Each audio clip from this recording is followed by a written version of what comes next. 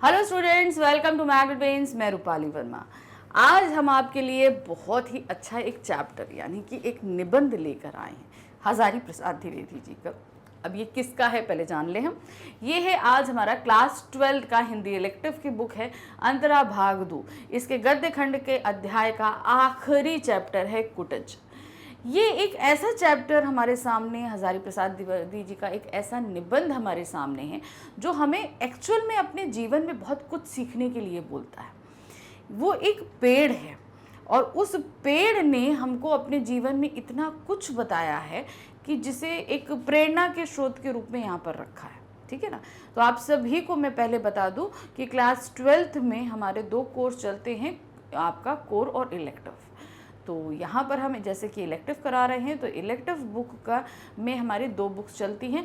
पहला है अंतरा भाग 2 और दूसरा है अंतराल भाग 2। इसके अलावा एक बुक और चलती है अभिव्यक्ति माध्यम, जो कोर और इलेक्टिव में कंबाइंड रूप में पढ़ाई जाएगी। आपको पढ़ते हैं आप, तो वो भी हम करेंगे। लेकिन अभी जो है हम कर रहे हैं अंतरा भाग 2। इसके गद्य, ये बुक 2 खंडों में विभक्त है, काव्य खंड, गद्य खंड। तो हम काव्य खंड पूरा कर चुके हैं और गद्य खंड के भी आखिरी अध्याय कुटज में है। ये हमारे सामने प्रस्तुत किया है हजारी प्रसाद द्विवेदी जी ने और ये एक निबंध विधा में लिखा गया है, जहाँ पर हमें कुटज पेड़ के बारे में, उसकी प्रवृत्ति के बारे में, उसके परिवेश के बारे में सभी कुछ बताया गया है और साथ ही साथ इससे हम क्या प्रेरणा ले सकते हैं ये भी बताया गया है। तो इस चैप्टर का detail explanation, NCERT solution, multiple choice question, complete chapter revision और टेस्ट पेपर, ये सभी कुछ हम कर चुके हैं। आज हम कर रहे हैं मोस्ट इंपॉर्टेंट क्वेश्चंस, यानी कि इस चैप्टर के जो इंपॉर्टेंट क्वेश्चंस हैं उनको हम कवर अप कर रहे हैं आपके एग्जाम्स की प्रिपरेशन कराने के लिए। तो चलिए देखना शुरू करते हैं।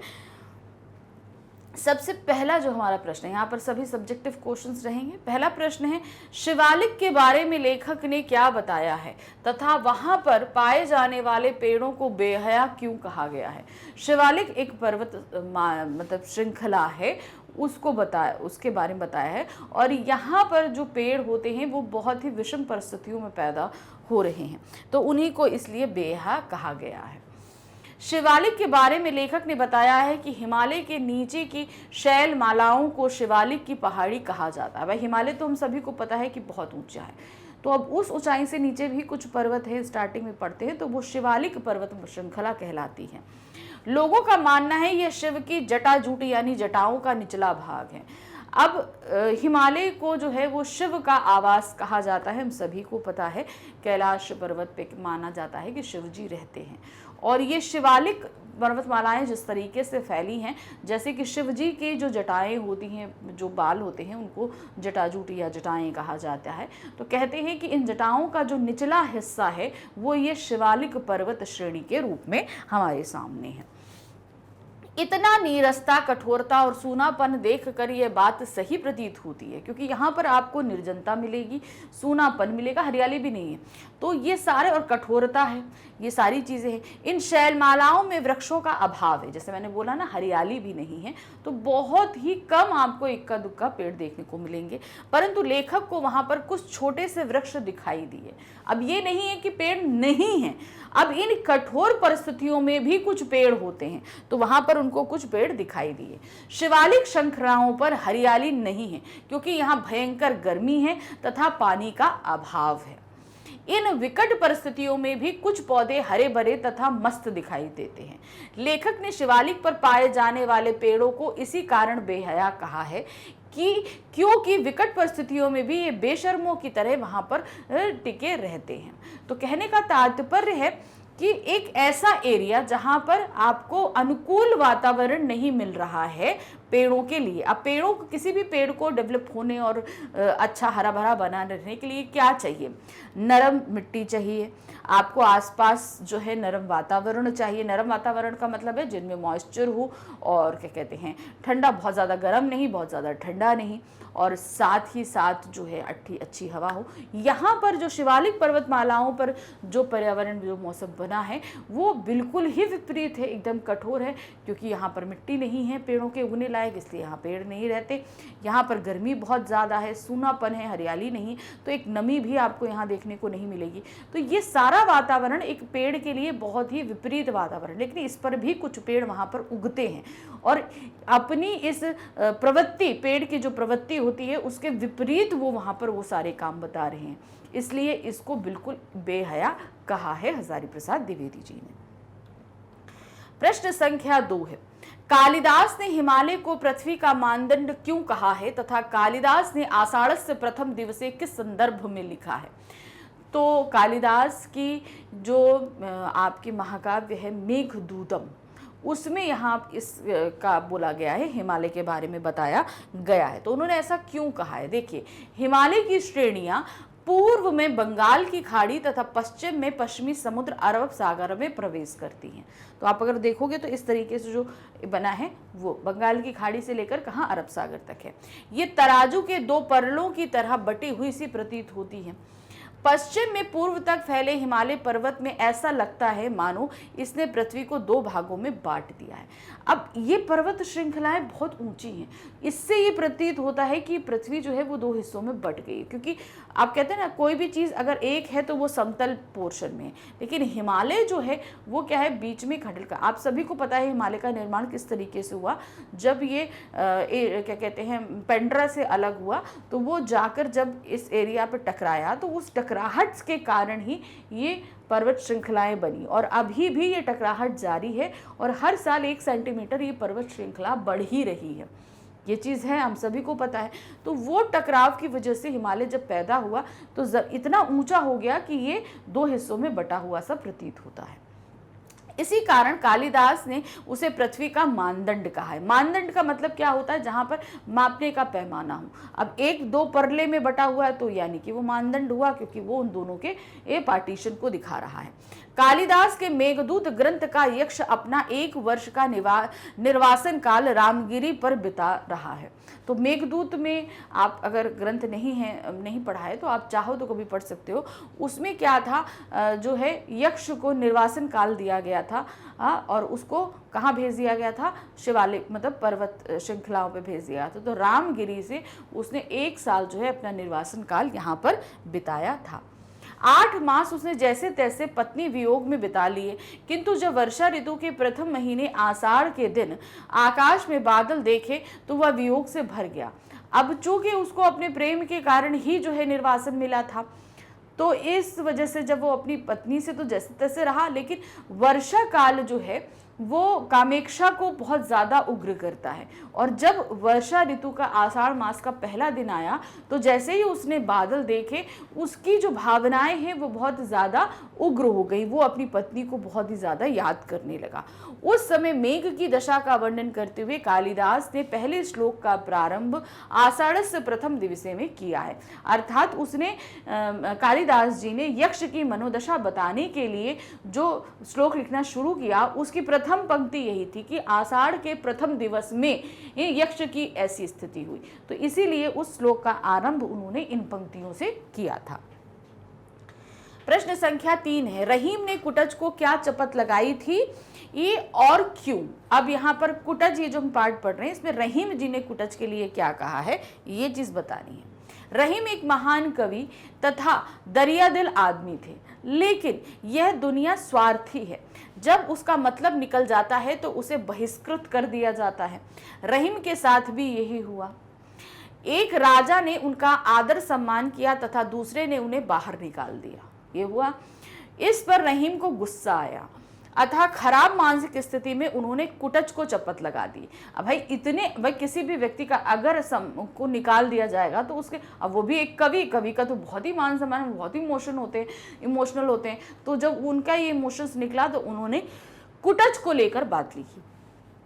वे रहीम अब बिरच कहाँ जिनकर छाह गंभीर, बागन बिच बिच देखिए सेहुड़ कटच करीर। तो यहाँ पर उन्होंने कुटज को बात, जैसे कुटज को एक रखते हुए उन्होंने चीज़ को बता दी कि किस तरीके से बागों के बीच में जो है बाग जो है वो बीच बीच में खिले होते हैं, लेकिन यहाँ पर कुटज की तरह ही लोग यहाँ पर निर्दयी है। लेखक रहीम की चपत को 2 कारणों से सही मानते, यानी कि उन्होंने कुटज को जो है दूसरों को उल्हाना देने के तौर पर व्यक्त कर दिया है। अब इस शपथ को वो सही क्यों मान रहे हैं, देखिए कारण है, फूलों से लदे कुटज की तुलना सेहुड़ व करीर से करना उचित नहीं है। अब सेहुड़ और करीर जो होते हैं उनमें कांटे बहुत होते हैं। अब कुटज का पेड़ कैसा होता है, वो यहाँ पर जो है क्या कहते हैं, वो फूलों से लदा पेड़ है। अब उसको सेहुड़ और करीर से तात्पर्य करने का मतलब क्या हुआ, उस जैसा तो पेड़ है नहीं, इसलिए उनको ये चीज़ अच्छी नहीं लगी कि ये ऐसा उन्होंने क्यों किया। दूसरा है, दूसरे गिरिकूट बिहारी कुटज बागों में होता ही नहीं है, अतः कवि ने कुटज के संबंध में गलत बयानी की है। कुटज हमेशा जो है वो पहाड़ों पर उगने वाला है, वो किसी भी बहुत ही विपरीत परिस्थितियों में उगता है, साम्य परिस्थितियों में नहीं उगता। तो इसलिए उन्होंने जो बोला ना, बागों के बीच बीच में जो है कुटज खिला हुआ है, जैसे कि सेहुड़ और करीर, ये चीज़ उन्होंने बताई। सेहुड़ और करीर से तुलना करी तो करी और साथ में उसे बता दिया कि वो कहाँ खिला है, बगीचे में खिला है, लेकिन बगीचे में तो वो खिलता ही नहीं है, इसलिए उसको भी इन्होंने जो दूसरी उल्हाना दी, ये उसको भी उन्होंने नकार दिया। प्रश्न संख्या 4 है, लेखक ने कुटज के लिए जिन पौरुष व्यंजक नामों का उल्लेख किया है उसका कुटज से संबंध बताइए। इस लेखक ने यहाँ पर बहुत सारे जो हैं विशेषण भी कुटज के लिए इस्तेमाल किए हैं और बहुत पौरुष व्यंजक शब्द भी इस्तेमाल किए हैं। जहाँ पर पौरुषता व्यक्त होती है कुटज की, वो आपको शब्द बताने हैं और साथ ही साथ इसका संबंध कुटज से क्यों बैठाया गया है ये भी आपको बताना है। तो देखिए क्या है, लेखक ने कुटज के लिए अकुतोभ है, गिरि गौरव, कुटोल्लास, अपराजित, धरती धकेल, पाताल भेद आदि पौरुष व्यंजनों का उल्लेख किया है। ये नाम सभी जो हैं वो लगता है कि जहां पर हम अपनी शक्ति को व्यक्त करने के लिए जिन शब्दों का इस्तेमाल करते हैं, ऐसे शब्द पौरुष व्यंजक शब्द कहलाते हैं। तो ये सारे ही पौरुष व्यंजक शब्द जो हैं कुटज के लिए हमारे लेखक ने इस्तेमाल किए हैं। ये सब नाम कुटज के गुणों से मेल खाते हुए उनसे संबंध रखते हैं। अब कैसे कैसे रखते हैं, देखिए नाम। पहला है अकुतोभ है, कुटज को किसी से भी नहीं डरता। बात सही है, वो जिस परिवेश में हो रहा है वहां पर वो किसी से भी डरता नहीं है, इसलिए अकुतोभ है शब्द उसके लिए एकदम सही है। दूसरा है गिरिगौरव, वह पर्वत पर पुष्पों से लदा है, इसलिए पर्वत का गौरव कहना उचित है। अब ऐसे पर्वत श्रृंखला पर जहां निर्जन है, सूनापन है, वहां पर वो उग रहा है और पूरी तरीके से फूलों पे लदा है, तो जाहिर सी बात है वो पर्वत को गौरव प्रदान कर रहा है, इसलिए इसे गिरिगौरव कहा गया है। नेक्स्ट है कुटोल्लास, वह गिरिकूट पर उल्लासित रहता है। एक निर्जन शिवालिक श्रृंखलाओं पर भी वो बहुत ही उल्लासित होकर खड़ा है। क्यों? क्योंकि वो फूलों से लदा है, इसलिए वो खुश है, ये चीज व्यक्त करता है, इसलिए उसको कुटोल्लास कहा गया है। अपराजित, कुटज पराजित नहीं होता, इतनी विपरीत परिस्थितियां भी उसे हरा नहीं सकती, इसलिए उसे अपराजित कहा है। धरती धकेल, धरती को धक्का देकर उसकी जड़ें नीचे तक जाती हैं।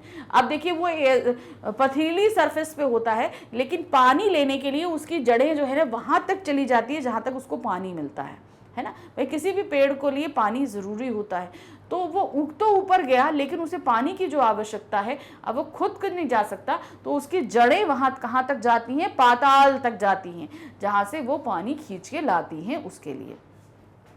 पहाड़ फोड़, पहाड़ के सीने को फोड़कर शान से खड़ा है। पहाड़ अर्थात पत्थर के बीच भी उगाता है और शान से खड़ा रहता है। पाताल भेद, पहाड़ के सीने को फोड़कर भोजन अर्थात जीवन के लिए कुटज पाताल तक जाता है। जैसे मैंने बोला ना कि उसकी जड़ें जो हैं वो कहाँ तक जाती हैं, पाताल तक जाती हैं। वो अपने लिए भोजन अर्थात पानी को खोजने के लिए एकदम जमीन के अंदर तक चली जाती हैं। अतः उपर्युक्त सभी नाम कुटज के लिए सार्थक तथा उचित हैं। तो जो भी पौरुष व्यंजक शब्द यहाँ पर लेखक ने इस्तेमाल किए हैं वो उसके लिए बिल्कुल ही सही हैं। प्रश्न संख्या 5 है, कुटज वृक्ष की किन्हीं 7 विशेषताओं का वर्णन कीजिए। तो ये पूरा निबंध जब हमने पढ़ा है तो अब इसकी क्या विशेषताएं निकल कर आ रही हैं ये बतानी है। तो इसमें तो 7 पूछी गई हैं, आपको अगर और समझ में आती हैं तो आप उनको भी आप मेंशन कर सकते हो। तो अब 7 पूछी गई हैं या विशेषताएं अगर आप लिखोगे तो इनको हमेशा पॉइंट्स में देना, तो ये आपके लिए एक्सप्लेन करना ईजी रहेगा। कुटज निबंध में हजारी प्रसाद द्विवेदी ने कुटज वृक्ष की विशेषताओं का वर्णन किया है जो निम्नलिखित है। पहला है, कुटज अपराजय जीवन शक्ति से युक्त है, वह अत्यंत प्रतिकूल परिस्थितियों में भी हार नहीं मानता। यह देखिए, जो उसके आसपास का जितना भी पर्यावरण, प्राकृतिक परिवेश है, वो किसी भी पेड़ के लिए प्रतिकूल नहीं है, लेकिन उन परिस्थितियों में भी वो उगता है, फूलों से लदा रहता है, पूरी तरीके से हर्षोल्लास से भरा रहता है। तो इस तरीके से हम बोल सकते हैं कि वो अपनी ऐसी विपरीत परिस्थितियों में भी उगता है और शान से खड़ा रहता है। पहली विशेषता ये। दूसरी, वह उजाड़ का साथी है। शिवालिक पर्वत की श्रृंखलाओं जैसे उजाड़ में भी वह पुष्पों से शोभित है।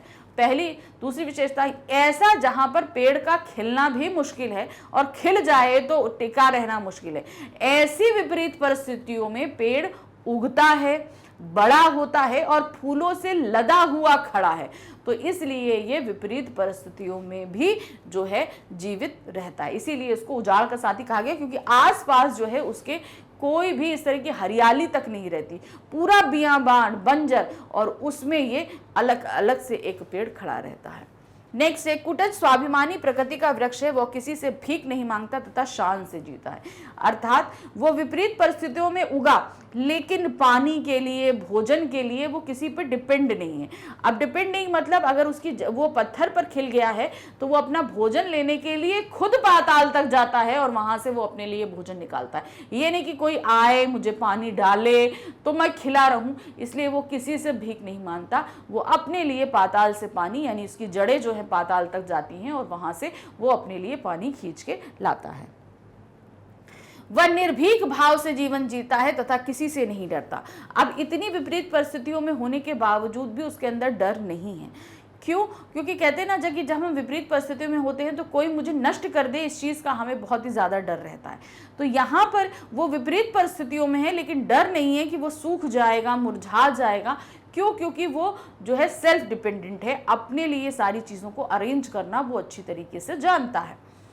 कुटज को परोपकारी प्रकृति है, वह अपनी जड़ों को पर्वतों में दबाकर नदियों को बता देता है कि इसका स्रोत यही है। यानी कि उसकी जो जड़ें हैं वो पत्थरों पे उगता है, पत्थर जो है, पत्थरों से ही पानी, किसी भी नदी का उद्भव होता है, स्रोत होते हैं जहाँ से पानी निकलता है। तो वो उसकी जो जड़ें हैं वो उस स्रोत तक पहुंच जाती हैं कि यहाँ पानी है। तो वही चीज़ उन्होंने बताया कि वो परोपकारी प्रकृति का, यानी कि दूसरों को भी इस चीज़ का नॉलेज कराता है कि यहाँ पर पानी है। देखिए, जिस एरिया में वो उगता है वो निर्जन एरिया है, वहाँ पर आपको पेड़ नहीं मिलेगा, पानी नहीं मिलेगा। और तो बहुत सारे पुराने जो लोग हैं अगर इस चीज़ से वाकिफ़ होते हैं कि यहाँ पर कुटज का पेड़ है, तो उन्हें ये चीज़ पता होती है कि आसपास जल का स्रोत ज़रूर है।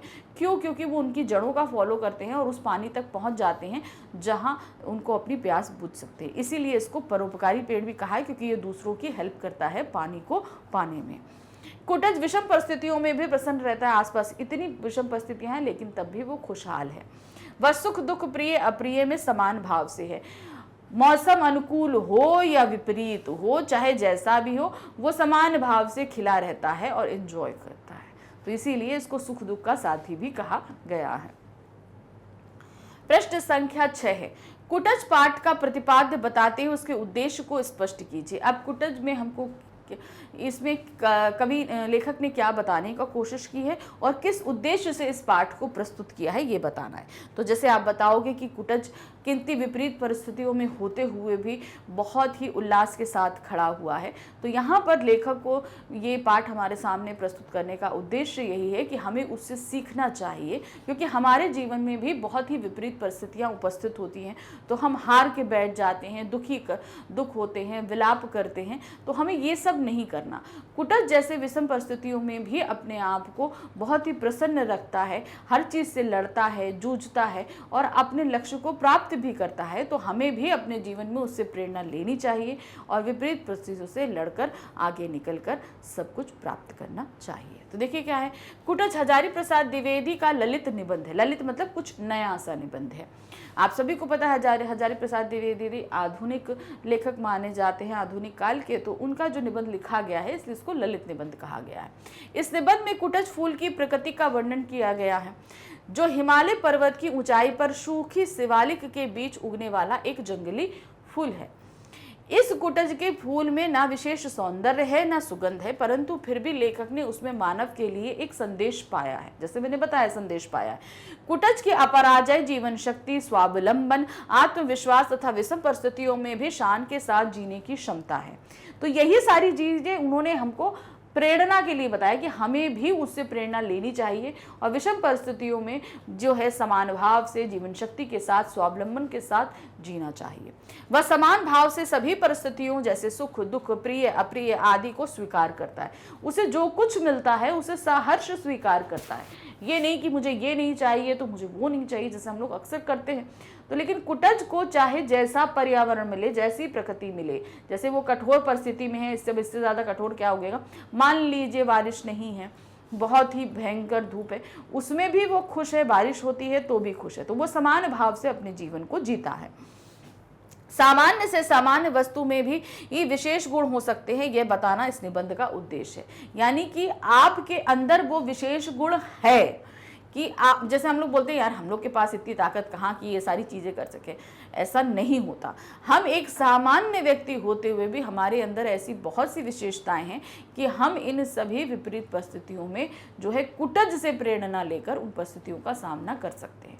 तो ये उस उद्देश्य से इन्होंने पाठ हमारे सामने रखा है। प्रश्न संख्या 7 है, कुटज निबंध के आधार पर आचार्य हजारी प्रसाद द्विवेदी की भाषा शैली पर प्रकाश डालिए। अब हमने ये पाठ पढ़ा है, हजारी प्रसाद द्विवेदी का हम कोई पहला पाठ तो पढ़ नहीं रहे हैं, पहले भी हम पढ़ चुके हैं, पहली क्लास में माना 12th में नहीं, लेकिन उससे पहले भी हमने पढ़ा है। तो उनकी भाषा शैली, उनके लेखन से हम समझ जाते हैं कि वो कितने मर्म के साथ सारी चीज़ों को लिखने का प्रयास करते हैं, क्योंकि उनके लिखी गई किसी भी लेख को आइए कुछ भी पढ़िए, बहुत ही ज़्यादा हमारे लिए वो प्रेरणादायक रहता है, हमें अपने जीवन में स्वीकार करने के लिए प्रेरित करता है कि आप इसको स्वीकार करिए और अपने जीवन को सुचारू रूप से आगे बढ़ाते रहिए। कुटज निबंध के आधार पर आचार्य हजारी प्रसाद द्विवेदी की भाषा शैली की निम्नलिखित विशेषताएं हैं। भाषा में शुद्धता व प्रवाह के साथ भाव व्यंजना की अपूर्व क्षमता, यानी कि उनकी जो भाषा है वो शुद्ध है, बहुत ही सरल है, लेकिन उसमें साथ ही साथ उन शब्दों में इतना ज़्यादा भाव निहित है कि हम हर एक चीज़ को सुचारू रूप से समझ सकते हैं कि उसमें कहा क्या जा रहा है या किया क्या जा रहा है। मार्मिकता के कारण गंभीर विषयों को भी सरल बनाने की क्षमता है। अब उसका मर्म इतना है, चीजों को इतने भावपूर्ण तरीके से व्यक्त किया गया है कि यहाँ पर हर एक गंभीर से गंभीर जो चीज है, जो विषय है या लाइन है या शब्द है, उसको बहुत सरल बना दिया गया है। विषय के अनुसार भाषा का स्वरूप बदलता रहता है। अब उनकी जो भाषा शैली, जैसे यहाँ पर हमने कुटज के बारे में लिखा तो उनकी भाषा बदल गई, कालिदास के बारे में लिखा या रहीम के बारे में लिखा तो उनकी भाषा में हमने थोड़ा सा परिवर्तन देखा, यानी कि उनकी भाषा का स्वरूप विषय के अनुसार बदलता है। विषय अगर ऐसा है, जैसे हम कुटज के बारे में लिख रहे थे तो उन्होंने कुटज को पूरी तरह से एक्सप्लेन किया, लेकिन जब वो कालिदास के बारे में लिख रहे थे तो उन्होंने मेघदूत के बारे में उतना बताने की कोशिश नहीं करी, उन्होंने कालिदास के बारे में बताया और उनके जो ग्रंथ में जहाँ कुटज का इस्तेमाल हुआ वो बताया, रहीम के बारे में कुटज जहाँ इस्तेमाल हुआ वो बताया। तो मतलब विषय के अनुसार उनकी भाषा में जो है एक भावुकता भी रहती है, एक कड़कपन भी रहता है और एक सरलता भी रहती है। तो जैसे रहीम जी के लिए जब उन्होंने लिखा तो उसमें उन्होंने कुटज को जो चपत लगाई उसके लिए उनकी भाषा में थोड़ा कड़कपन भी हमने देखने को मिला। प्रायः संस्कृत निष्ठ शब्दावली की अधिकता रहती है, तो मतलब इनके जो शब्द रहते हैं वो संस्कृत युक्त शब्द रहते हैं, उनमें आप हिंदी का इफेक्ट ये सारी चीज़ें नहीं देखेंगे। शब्द चयन एवं वाक्य विन्यास भावानुकूल है, जिन भी शब्दों को लेते हैं या वाक्यों का निर्माण करते हैं उनमें भाव पूरी तरीके से निकल के आते हैं, अर्थात वो जो कहना चाहते हैं वो पूरे भावों के साथ है। व्यंजकता तथा आत्मपरकता उनकी शैली में पाई जाती है। व्यंग और हास्य के द्वारा गंभीर विषय बोझल नहीं होते। संस्कृत साहित्य के उद्धरण तथा कालिदास का उल्लेख प्रायः देखने को मिलता है। तो ये सारी चीजें हमने इनके इस पाठ में सारी देखी। तो हजारी प्रसाद द्विवेदी जैसे किसी भी कवि का अगर भाषा शैली है या कोई भी चीज पूछी जाती है तो जिस पाठ के माध्यम से हमको रखा गया है हमें उसे पाठ आधारित चीज को बताना होता है। प्रश्न संख्या 8 है, कुटज क्या है, उसके जीवन की उन विशेषताओं का उल्लेख कीजिए जो मनुष्य के लिए प्रेरणादायक है। अब कुटज क्या है, सबसे पहले आपको ये बताना है। कुटज एक पेड़ होता है, ये किस तरीके से बना है या कभी लेखक ने इसको किस किस नामों से भी एक्सप्लेन किया है वो, और इसकी जो चीज़ें हैं वो किस तरीके से हमको प्रेरणा दे सकता है, ये चीज़ें। अब इस यही सी बात है, हजारी प्रसाद द्विवेदी ने कुटच के बारे में जो कुछ भी लिखा है वो सभी कुछ हमें प्रेरणा देने लायक है। उसका विषम परिस्थितियों में उल्लासपूर्वक रहना, अपने लिए जीवन के लिए पानी खुद तलाश करना, किसी दूसरे पर डिपेंड नहीं रहना, स्थितियाँ चाहे जितनी भी कठिन हो अपने लिए संघर्ष वो स्वयं करता है। तो ऐसी कई चीज़ें जो हैं ऐसा है हमको बताती है कि हमें इससे प्रेरणा ले सकते हैं। देखिए क्या है, कुटज हिमालय पर्वत की ऊंचाई पर सूखे शिवालिकों के बीच उगने वाला एक जंगली फूल है। इसके फूलों में सौंदर्य और सुगंध नहीं होती है, यानी कि ये सुंदर नहीं होता और ना ही महक होती है, परंतु इसमें मनुष्य को प्रेरणा देने वाली अनेक विशेषताएं निहित हैं जो इस प्रकार हैं। अब इसमें ना सुगंध है ना सौंदर्य है, उसके बावजूद भी इसके अंदर ऐसा बहुत कुछ है जो मनुष्य इससे प्रेरणा ले सकता है। जैसे कि यह वृक्ष व्यक्ति को विपरीत परिस्थितियों में भी आनंदित रहने की प्रेरणा देता है। हमारे जीवन में सुख भी रहते हैं, दुख भी रहते हैं, कभी कभी बहुत ज़्यादा तकलीफें भी रहती हैं। अब क्या होता है, जब सुख रहते हैं हम तो बड़ा खुश हैं, सब कुछ है, लेकिन दुख आता है या तकलीफें आती हैं तो हम विलाप करने लगते हैं। तो यहाँ पर हम इस पेड़ से ये ले सकते हैं, चाहे हमारे पास परिस्थिति कैसी हो, खास तौर से जब प्रतिकूल परिस्थितियाँ हों तो भी हमें जो है वो शांत रहकर, सौम्य रहकर उन परिस्थितियों का सामना करना चाहिए। दूसरा है, यह स्वावलंबी बनने की प्रेरणा देता है कि दूसरों के द्वार पर भीख मांगने मत जाओ, परंतु अपने प्राप्य हर हाल में वसूल करो। कहने का मतलब है कि अगर तुम्हें कोई चीज़ चाहिए तो तुम किसी के द्वार पे उसके लिए भीख मांगने के लिए नहीं बैठो। जो भी चीज़ तुम्हें आवश्यकता है उसके लिए तुम खुद प्रयत्न करो, ठीक है। अब जैसे यहाँ पर इसको कैसे दिया है, जैसे पानी उसको चाहिए, पेड़ के लिए पानी ज़रूरी है, तो यहाँ पर वो इंतज़ार नहीं करता कि कोई उसे पानी दे आके, वो उसकी जड़ें खुद उस पानी तक पहुँचती हैं और अपने लिए पानी लेकर, यानी कि वो एक स्वावलंबी वृक्ष है और यही स्वावलंबन के लिए वो प्रेरणा देता है। नेक्स्ट है, व्यक्ति को आत्मसम्मान, शान के साथ जीने तथा सदैव सफलता प्राप्त करने का प्रयास करने की प्रेरणा देता है। मतलब आप हमेशा सम्मान के साथ जिए, ठीक है, आत्मसम्मान और शान के साथ जिए, और जो आप सफलता प्राप्त करने की प्रेरणा देता है। ये नहीं कि हम अगर किसी चीज़ को अचीव करना चाहते हैं, मान लीजिए कोई भी चीज़ हम प्राप्त करना चाहते हैं, उसके लिए हम अपना आत्मसम्मान खो दें, हमें ऐसा नहीं करना चाहिए। यहाँ पर पेड़ क्या है, वो देखिए इतनी विपरीत परिस्थितियों में खड़ा है, स्वावलंबी है अपने लिए, और अपने पाने के लिए वो किसी के आगे झुका नहीं, वो स्वच्छंद रूप से खड़ा है और जो चीज़ उसे चाहिए वो शान से वो प्राप्त करता है। मतलब कोई भी प्राप्य चीज़ के लिए हमें अपने आत्मसम्मान को नहीं खोना चाहिए। सुख दुख, हार जीत, प्रिय अप्रिय आदि में समान भाव अपनाने की प्रेरणा देती है। हमारे जीवन में सुख भी आता है, दुख भी आता है, कोई चीज़ हमें अच्छी भी लगती है, नहीं भी लगती है, लेकिन वो ये नहीं बोलता कि जब सुख आए तो आप बड़ा खुशी मनाओ और दुख आए तो आप विलाप करो। तो यहाँ पर इस पेड़ द्वारा हमें यही प्रेरणा मिलती है, परिस्थितियाँ चाहे जैसी हों, हर परिस्थिति में आपको समान भाव बनाकर रखना है। ये नहीं कि विपरीत परिस्थितियाँ आई तो विलाप करने लगे, ये सारा काम हमें नहीं करना होता। प्रश्न संख्या 9, पर्वत के बारे में प्रायः कहा जाता है कि हिमालय की शोभा के बारे में क्या बताया गया है। सबसे पहले क्या, पर्वत के बारे में प्रायः क्या कहा जाता है, आपको ये बताना है, और हिमालय की शोभा के बारे में क्या बताया गया, इस पाठ में क्या बताया गया आपको ये बताना है। तो देखिए क्या है, प्रायः कहा जाता है कि पर्वत शोभा निकेतन होते हैं, मतलब बहुत सुंदर होते। कहते हैं ना, आपको छुट्टियां मनाने जाना है तो पहाड़ों में चले जाओ, वहाँ पे जो प्राकृतिक दृश्य होंगे, जो वायु होगी बहुत स्वच्छ होगी, शुद्ध होगी। अब इसी जगह आप ले लो लेह लद्दाख का, जहाँ पे एकदम निर्जन पहाड़ हैं, सूखी ठंड है, एकदम धूल उड़ती है, रास्ते हैं। तो अब आप यहाँ पर आप ये देखो, हुआ कि नहीं, तो मतलब हमारी सोच के तो विपरीत वो जगह हो गई ना। तो यहाँ पर क्या कहा जाता है कि शोभा निकेतन होते हैं, यहाँ पर बहुत सुंदरता होती है। फिर हिमालय का तो कहना ही क्या, अगर हिमालय की बात करें तो हिमालय तो सुंदरता का अपरम चोटी है, वहाँ पर कितनी ज़्यादा सुंदरता है, हरियाली भी है, बर्फ भी है, घड़ी घड़ी बदलते परिदृश्य भी है, सभी कुछ है ना। पूर्व और अपर समुद्र मदोहदी ई रत्नाकर दोनों को दोनों भुजाओं में समाता हुआ हिमालय पृथ्वी का मानदंड कहा गया है। तो अब क्या बोला गया है, जो समुद्र है वो हर हाल में लोगों को समेटे रखता है, और हिमालय जो है एक मानदंड के लिए काम करता है। मानदंड का तात्पर्य हम पहले समझा के तराजू को तौलने का जो मानदंड होता है, वो पहलू जो होता है उसको हम बोलते हैं। तो वो क्या है, जो हिमालय है उसको बोला गया है पृथ्वी का मानदंड, तो इसको गलत नहीं कहेंगे। कालिदास ने भी ऐसा ही कहा था, उन्होंने भी हिमालय के लिए सेम यही चीज कही है। इसी के पाद देश में यह श्रृंखला दूर तक लोटी हुई है। अब ये जो पर्वत श्रृंखला है ना, मतलब जो हिमालय है, हिमालय के नीचे शिवालिक है, तो पाद श्रृंखला इसलिए कहा क्योंकि उसके पैरों में है शिवालिक, ठीक है, और वो दूर तक लोटी है, यानी कि बहुत लंबी श्रृंखला है।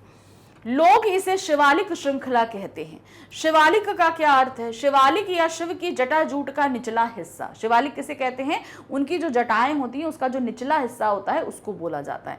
लगता तो ऐसा है क्योंकि शिव की लटियाई जटा ही इतनी सूखी, नीरस और कठोर हो सकती है। तो शिव जी की अगर देखें ना तो मोटी मोटी जो हैं वो एकदम से कठोर जटाएं जो होती हैं, इसीलिए इसको शिवालिक इतना कठोर है, इसीलिए इसे शिव जी की जटाजूट कहा गया है। प्रश्न संख्या 10 है, कुटज निबंध में आचार्य द्विवेदी ने सुख और दुख में क्या लक्षण बताए हैं? कुटज दोनों में भिन्न कैसे है, स्पष्ट कीजिए। अब देखिए क्या होता है, सुख और दुख, दो चीजें पूछाई, सुख और दुख में क्या लक्षण बताएं।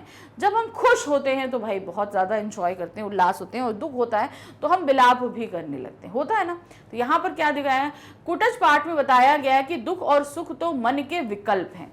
मन का विकल्प यानी कि हम अगर खुश हैं, मान लीजिए हमको आज ऐसा समझिए कि आपको कोई भी चीज़ फेवरेट है, सपोज आप कोई व्यक्ति फूड को लेकर बहुत ज़्यादा कॉन्शियस होता है, तो आज उसको खाने में भैया जैसे मान लीजिए फास्ट फूड है तो उसे बर्गर भी मिल गया, पिज़्ज़ा भी मिल गया, कोल्ड कॉफ़ी मिल गई, कोल्ड ड्रिंक्स मिल गई, मोमोज है, पास्ता है, सभी कुछ मिल गया, तो उसके लिए तो वो दिन जन्नत है, ठीक है। अब वो बहुत खुश है क्योंकि उसके मन का सारा खाना मिला है, लेकिन उस खुशी में भी वो दुख महसूस कर सकता है कि आज तो मिल गया, कल क्या करेंगे, कल तो ये अगर हम ये रखते हैं तो ये सारा खराब हो जाएगा, अभी हम खा नहीं पाएंगे। मतलब वो खुशी को एंजॉय नहीं कर पा रहा और उसे कल की टेंशन है। तो मतलब हम खुश महसूस करें या हम दुख महसूस करें, ये हमारे मन के ऊपर होता है। अब उसी खुशी को, मौके को हम दुख में बदल सकते हैं। अरे बाबा रे, इतना सारा जंक फूड है तो मेरा फेवरेट, खाएंगे तो तबीयत खराब हो जाएंगी, इसमें कितनी कैलोरीज होती हैं, उनको बर्न करना पड़ेगा। अब खुशी के मौके में भी उसने दुख को तलाश लिया, तो इसीलिए उसे मन का विकल्प क्यों कहा गया है। हम खुशी के मौके में भी दुख तलाश कर सकते हैं और दुख के मौके में भी खुश तलाश कर सकते हैं। जैसे मान लीजिए दुखी है, किसी दिन आपको खाने की नौबत ही नहीं आई, आप ऐसा बिजी हो कि खाने की नौबत नहीं आई, तो आपके टिफिन में एकदम सूखी रोटी और सब्जी रखी है, तो आपने वही निकाल के खाना शुरू किया, अरे भाई चलो। तो अब वहाँ पे होगा, अब वो जो दुख का एक समय था कि आपको पूरे दिन से सुबह से भूखे हो, आपको एक रोटी मिल गई खाने को, तो वो एक तकलीफ का समय था, लेकिन उसमें आपने कैसे एंजॉय किया, कम से कम इतना तो मिला, मन को सुकून तो मिला, हम खुश हैं, जो मिला हम उसमें अच्छे हैं। तो ये एक आपका मन का ही भेद था कि किसी भी परिस्थिति में हम कैसे रह सकते हैं, ये हमारा मन का विकल्प ही है। सुखी केवल वह व्यक्ति है जिसने मन को वश में कर रखा है। जैसे मैंने बताया, मेरा मन अगर मेरे वश में है तो मैं सुखी हूँ। मैं चाहूँ तो क्या होगा कि यहाँ पर कहने का मतलब है जितनी भी विपरीत परिस्थिति, दुख हो, उसमें भी हम अगर एंजॉय करते हैं तो मैंने अपने मन को वश में किया हुआ है। ठीक है यार, तकलीफ आती जाती रहती है, अपने हिसाब से काम, ठीक है। दुख उसको होता है जिसका मन परवश अर्थात दूसरे के वश में होता है। अब मान लीजिए हमारा मन हमारे वश में नहीं होकर किसी और की प्रतिक्रियाओं में उलझा है। अगर मान लीजिए वो, मैं सोच रही हूँ वो आएगा तब मैं यहाँ एंजॉय करूँगी, खाना खाऊंगी, सब कुछ करूँगी, तो अगर वो नहीं आया या देर से आया तो हम दुखी हो जाएंगे, ठीक है। तो यहाँ पर वही चीज़ है, हमारा मन अगर हमारे वश में आया तो ठीक, नहीं आया तो कोई बात नहीं। एक ये भी लॉजिक होता है ना, कोई भी चीज़ के आने पे ठीक है, हाँ, तो अब अगर मेरा मन क्या है, मेरे बस में आया तो ठीक है, खा लेंगे साथ में, नहीं आया तो मैं तो अपने समय से खाना खा लूँगी, मुझे इंतज़ार करने की ज़रूरत नहीं है। तो यहाँ पर क्या था, मेरा मन जो है मेरे वश में था तो मैंने उस हिसाब से काम किया, तो मैं दुखी नहीं हुई। यहाँ परवश में होने का यह अर्थ है खुशामद करना, दांत निपोरना, चाटुकारिता करना, जी हजूरी करना। तो बहुत सारे लोग दूसरों को खुश करने के लिए ये सारे कार्य करते हैं। जिस व्यक्ति का मन अपने वश में नहीं होता वही दूसरों के मन का छंदावर्तन करता है, यानी कि जिसका मन जो है हमारे वश में नहीं होकर दूसरे के वश में है, वो दूसरे के कामों में कहीं ना कहीं बहुत ज़्यादा प्रभाव पैदा करता है। ऐसा व्यक्ति स्वयं को छिपाने के लिए मिथ्या आडंबर भी रचता है, अपने आप को छिपाने के लिए बहुत सारे दिखावे करते हैं और दूसरों को फंसाने के लिए जाल बिछाता है। तो मतलब अब इसको आप ऐसे समझ सकते हो जैसे मूवीज़ में जो हैं विलन्स और वैम्प्स होती हैं, वो क्या करते हैं, हमारा जो व्यक्तित्व है, क्योंकि हम अंदर से बहुत बुरे हैं, वैम्प्स होती हैं या विलन होते हैं, तो वो बहुत अच्छे होते हैं। जैसे आप लोग मूवी में देखते हैं जो कोई सीरियल किलर है वो समाज में जो है बड़े अच्छे से रह रहा है, सब कर रहा है, लेकिन उसके अंदर कुछ है। क्यों? क्योंकि वो दिखावा कर रहा है बाहर, तो सब लोग उसको अच्छा समझ रहे हैं, ठीक है, लेकिन अंदर से तो वो कितना क्राइम करता है, होता है कि नहीं होता है। तो वो और दूसरों को फंसाने के लिए जाल भी बिछाता रहता है कि भाई मेरा पर्दाफाश ना हो, इसलिए दूसरों का जाल बिछाओ। सुखी व्यक्ति तो अपने मन पर सवारी करता है, मन को अपने पर सवार नहीं होने देता, अतः दुख और सुख मन के विकल्प है। तो जो सुखी व्यक्ति होता है, जिसका मन उसके वश में होता है, मान लीजिए मेरा मन है, अब मेरे मन में क्या है, ये सिंपल सी चीज़ है कि आज मेरा मन है कि मैं नहीं पढ़ाई करूं। सपोज ऐसे एक दिन आता है कि मेरा मन पढ़ाई नहीं करेगा, तो ये मैंने अपना सोच लिया, ठीक है मैं आज पढ़ाई नहीं करूंगी, मैंने पढ़ाई नहीं करी। लेकिन इसका मतलब ये थोड़ी ना है, ठीक है आज पढ़ाई नहीं करी तो कल दो नहीं पढ़ाई कर लेंगे। अब आज नहीं करी है तो इसके लिए दूसरा कि मम्मी क्या कह रही है, पापा क्या कह रहे हैं, इससे मुझे कोई मतलब नहीं। तो यहाँ पर कहने का तात्पर्य है कि हम अपने लिए नियम खुद बनाते हैं कि ठीक है हम आज अगर पढ़ाई नहीं कर रहे हैं तो कल हम दोगुनी पढ़ाई करेंगे। ये हमने खुद अपने मन से डिसाइड किया, दूसरे को दिखाने के लिए ऐसा नहीं, मन ना होते हुए भी हम दिखाने के लिए पढ़ने बैठ गए, लेकिन हमारी समझ में कुछ नहीं आ रहा है। तो यहाँ पर क्या है, मेरा मन दूसरों की चिंता में लगा है कि अगर हम पढ़ने नहीं बैठे तो मम्मी डांटेंगी या पापा डांटेंगे, वो क्या सोचेंगे। यहाँ पर आपको डिसाइड करना है कि हमको जब हम पढ़ रहे हैं वो हमारे दिमाग में घुस रहा है कि नहीं घुस रहा है ना। तो यहाँ पर एक बात आ जाती है कि आपका मन आपके वश में है या नहीं है। आगे जिसका मन वश में होता है वो सुखी है और जिसका मन दूसरे के वश में है वो दुखी व्यक्ति है। सिंपल सा एक इफेक्ट है, इसीलिए सुख और दुख मन के विकल्प होते हैं। विकल्प का मतलब होता है ऑप्शन, आप क्या चुनते हो। प्रश्न संख्या 11 है, उपकार और अपकार करने वाले के बारे में कहा क्या गया है। इस पाठ के अंदर उपकार और अपकार करने के बारे में क्या कहा गया है। लेखक का कहना है कि जो समझता है कि वह दूसरों पर उपकार कर रहा है वह अबोध है, और जो समझाता है कि दूसरे उसका उपकार कर रहे हैं वह ही बुद्धिमान है। अब इसका अपकार का मतलब, उपकार और उपकार का मतलब हम दूसरों का, हम जैसे हम दूसरे का भला कर रहे हैं तो हमारे अंदर एक फीलिंग आती है, अरे मैं तो उसका भला कर रहा हूँ, ये चीज़ है वो चीज़ है। और एक दूसरा होता है अपकार, वो दूसरा मेरा भला कर रहा है। तो इसमें फ़र्क है। हम क्या है, जब हम दूसरे का भला करते हैं तो हमारे अंदर अहंकार जानता है, और जब कोई दूसरा हमारी मदद करता है तो हम उस अहंकार को वो कर देते हैं। अब इसको ऐसे हम सिंपल शब्दों में समझेंगे। मान लीजिए हम किसी मंदिर में गए, ठीक है, अब मंदिर में भिखारी बैठा है, बहुत गरीब है, तो मैंने क्या किया, मैंने उसको खाना दे दिया, कुछ पैसे दे दिए, हो सकता है मेरे पास वस्त्र हो तो मैं दे दूं। अब देने के बाद हमारे अंदर जो फीलिंग आई है, मैंने तो उसकी मदद करी, क्या बात है, चलो शाबाश। तो अब अगर हम ये चीज़ बोले तो हमारे अंदर क्या आया, अहंकार आया। जब ये उपकार की भावना हमारे अंदर आती है कि हमने दूसरे का भला किया है, तो वो जो भावना के साथ साथ हमारे अंदर अहंकार प्रवेश करता है।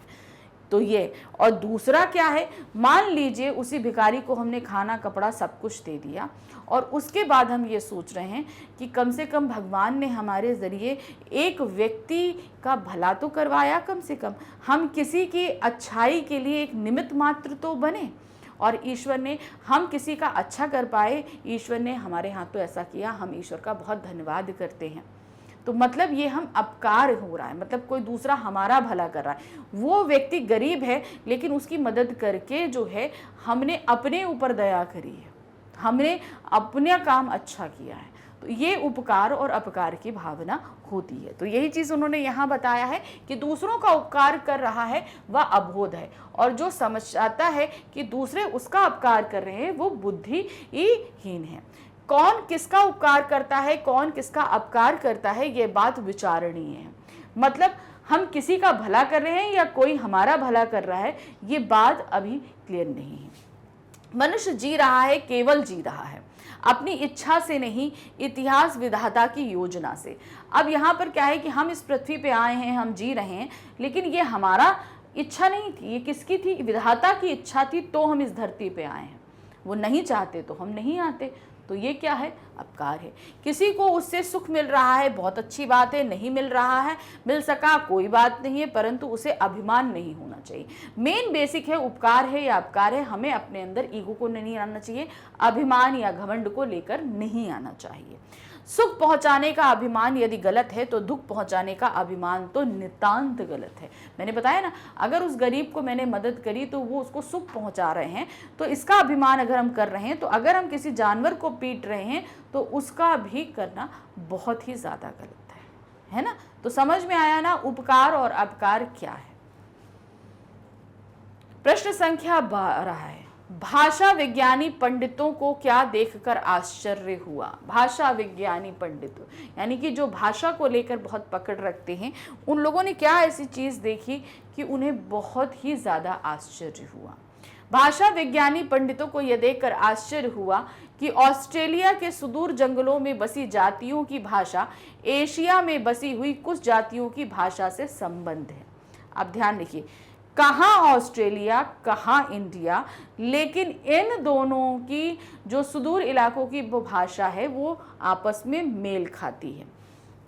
भारत में अनेक जातियां व भाषा बोली जाती है। भारत में बहुत अनेक जातियां हैं और उन सभी में अलग अलग भाषा बोली जाती है, जैसे जिनमें संथाल, मुंडा आदि भी शामिल है। शुरू में इस भाषा का नाम ऑस्ट्रो एशियाटिक दिया गया। दक्षिण पूर्व और अग्निकोण की भाषा होने के कारण इसे आग्नेय परिवार भी कहा जाने लगा। अब हम लोग भारतीय जनता के वर्ग विशेष को ध्यान में रखकर और पुराने साहित्य का स्मरण कर इसे कोल परिवार की भाषा कहने लगे हैं। अब जो ये भाषा विज्ञानी जो पंडित होते हैं, अब इनको समझिए क्या होता है कि ये विश्व भर की भाषाओं के बारे में ज्ञान रखते हैं कि भाई किस एरिया में कैसी भाषा बोली जाती है, क्या बोली जाती है, किन के मूल शब्द आपस में मिल रहे हैं, ये सभी कुछ वो अच्छे से विश्लेषण करते हैं, जानते हैं, समझते हैं, हम लोग को भी बताते हैं। लेकिन ऐसे बहुत सी जगह, जैसे हम सभी को पता है कि जो है हम सभी आपस में बंधे हुए हैं। अब यहाँ पर आप एशिया में आओ तो अगर हम देखेंगे तो हमारे भारत में ऐसे बहुत सी जनजाति या भाषाएं हैं जो अफ्रीका से भी मिलती हैं, और ये तो चलो एशिया अफ्रीका पास है। ऑस्ट्रेलिया की तरफ आप जाओ तो वो तो हमसे बहुत दूर है, तो उनकी भाषा हमसे मिलती है। तो बड़ा आश्चर्य हुआ, कहाँ इंडिया और कहाँ ऑस्ट्रेलिया। तो ये चीज़ उन्हें बड़ा ताज्जुब हुआ कि इतने दूर दूर बसे होने के बावजूद भी जो भाषाएं बोली जा रही हैं उनके बेस में बहुत सारी चीज़ें सेम हैं। जब इन सभी चीज़ों का सर्वे किया गया तो पता चला कि भाई ये जनजातियाँ कहाँ से आकर बसी। अब जैसे संथाल भाषा है, संथाल भाषा आप जो है अफ्रीका में भी आप सुन सकते हो, ठीक है। मतलब हम पूरी तरीके से नहीं बोलेंगे, कुछ शब्दों को हम वहाँ पर देख सकते हैं। तो मतलब कुछ भाषाएं मूल होती हैं जिनसे इन भाषाओं का निर्माण हो जाया करता है। ये चीज़ बताने का प्रयास किया गया है। और ये किन किन परिवारों और नामों से हुई ये भी हमने बताया। पंडितों ने बताया कि संस्कृत भाषा के अनेक शब्द जो अब भारतीय संस्कृति के अविच्छेद्य अंग बन गए हैं, इसी श्रेणी की भाषा के हैं। किसके? जो संथाल वगैरह भाषा, जैसे कमल है, कुमुंडल है, कम्बू, कंबल, तांबुल आदि शब्द ऐसे ही बताए जाते हैं। पेड़ पौधों, खेती के उपकरणों और औजारों के नाम भी ऐसे ही हैं। कुटज भी हो तो कोई आश्चर्य नहीं है। तो यहाँ पर इस पार्ट में जब हम कुटज के बारे में बात करें तो भाषा के बारे में क्यों बात की? क्योंकि कुटज जो एक शब्द है वो भी इनको लग रहा है कि शायद ऐसी ही किसी भाषा से लिया गया हो जो पूर्ण रूप से पृथ्वी पर कई जगह बोली जाती है। बेसिक एक रहा हो लेकिन वो उसके जड़ें हमें कई जगह पर मिल सकती हैं। प्रश्न संख्या 13 है, पर्वतराज हिमालय की हिमाच्छादित चोटियों को देखकर कैसा लगता है? कुटज क्या शिक्षा देता जान पड़ता है? तो हिमाच्छादित चिड़ी यानी कि जो हिम से ढकी हुई पर्वत श्रृंखलाएं हैं हिमालय की, वो देखकर आपको क्या लग रहा है? और दूसरा प्रश्न है, कुटज हमें क्या शिक्षा देता है? तो देखिए क्या है, पर्वतराज हिमालय की हिमाच्छादित चोटियों को देखकर लगता है कि वहीं कहीं भगवान महादेव समाधि लगाकर बैठे होंगे। एक तो जो परिदृश्य है वो बहुत सुंदर होता है, इसमें कोई दो राय नहीं है, बहुत सुंदर जगह है हिमालय। तो अब वहाँ पर जो वातावरण है, जो चीज़ें, बर्फ हैं, ये सब चीज़ें देखकर ऐसा लगता है कि शायद हिमालय पर शिव जी यहीं कहीं होंगे। नीचे सपाट पथरीली जमीन का मैदान है, कहीं कहीं पर्वत नंदनी सरिताएं आगे बढ़ने का रास्ता खोज रही होंगी। अब जो इन्हीं पहाड़ों के बीच से आप बहुत सारी नदियों को बहता हुआ देखेंगे। बीच में यह चट्टानों को ऊबड़ खाबड़ जटा भूमि, सूखी नीरस कठोर, यहीं आसन मार कर बैठे हैं कुटज। तो यानी कि यहाँ पर बताया गया है कि ये जो पर्वत श्रृंखलाएं हैं, ये लगता है सही में हमारे प्रभु शिव का क्षेत्र है, और शिव के इसी कठोर क्षेत्र में ही हमको कुटज भी इतना यहाँ पर मिलता है। क्योंकि जैसे कुटज है, कुटज की परिस्थिति क्या है, वो विपरीत परिस्थितियों में, बहुत ही मुश्किल परिस्थितियों में भी अपने लिए जगह बनाता है, तो वो हमको वहाँ पर उपजा हुआ दिखाई देता है। एक बार अपने झबरीले मूर्धा को हिलाकर समाधि निष्ठ महादेव को पुष्प स्तंभक का उपहार चढ़ा देते हैं। यानी कहने का मतलब है कुटज जो है वो एक बार अपने आप को झाड़ता है, और झड़ने से जो फूल झड़ते हैं वो शिव जी को चढ़ा देता है। और एक बार नीचे की ओर अपनी पाताल भेदी जड़ों को दबाकर गिरिनंदिनी सरिताओं को संकेत से बता देते हैं कि रस का स्रोत कहाँ है। और एक तरफ जहां उसके पेड़ झड़कर जो है पुष्प फूलों पर महादेव पर चढ़ जाते हैं, वहीं उसकी जो जड़ें हैं और कहां तक जाती हैं, पानी के स्रोत तक, वो नदियों को बता देते हैं कि स्रोत यहीं से है, यहां से निकलो, तुम्हारे लिए और भी जल तुमको प्राप्त होगा। कुटज यह शिक्षा देता जान पड़ता है कि यदि तुम जीना चाहते हो तो कठोर पाषाण को भेद कर पाताल की छाती चीर कर अपना योग्य संग्रह करो। यानी कि अगर तुम जीना चाहते हो तो परिस्थितियां कितनी भी विपरीत हो, कुटज की तरह पत्थर कठोर सरफेस पे उगो, उन पत्थर को तोड़कर अपने लिए पानी लाओ। यानी कि परिस्थितियां जितनी भी मुश्किल हो, तुम्हारा जो लक्ष्य है उस लक्ष्य को तुम प्राप्त करो। वायुमंडल को चूस कर, झंझा तूफान को रगड़ कर अपना प्राप्य वसूल करो। आसपास लोग तुम्हारे जितने भी खिलाफ हों, जो कोई भी हो, लेकिन तुम्हारा ध्यान हमेशा लक्ष्य की तरफ होना चाहिए, उसके प्राप्य की तरफ होना चाहिए। आकाश को चूम कर अवकाश की लहरों में झूम कर उल्लास खींच लो। यानी कि क्या है, परिस्थितियां जितनी विपरीत हैं, दुख है, तकलीफ है, सब कुछ करो, लेकिन अपने लिए इन विपरीत परिस्थितियों में भी उल्लास ले लो, जैसा कि कुटज करता है।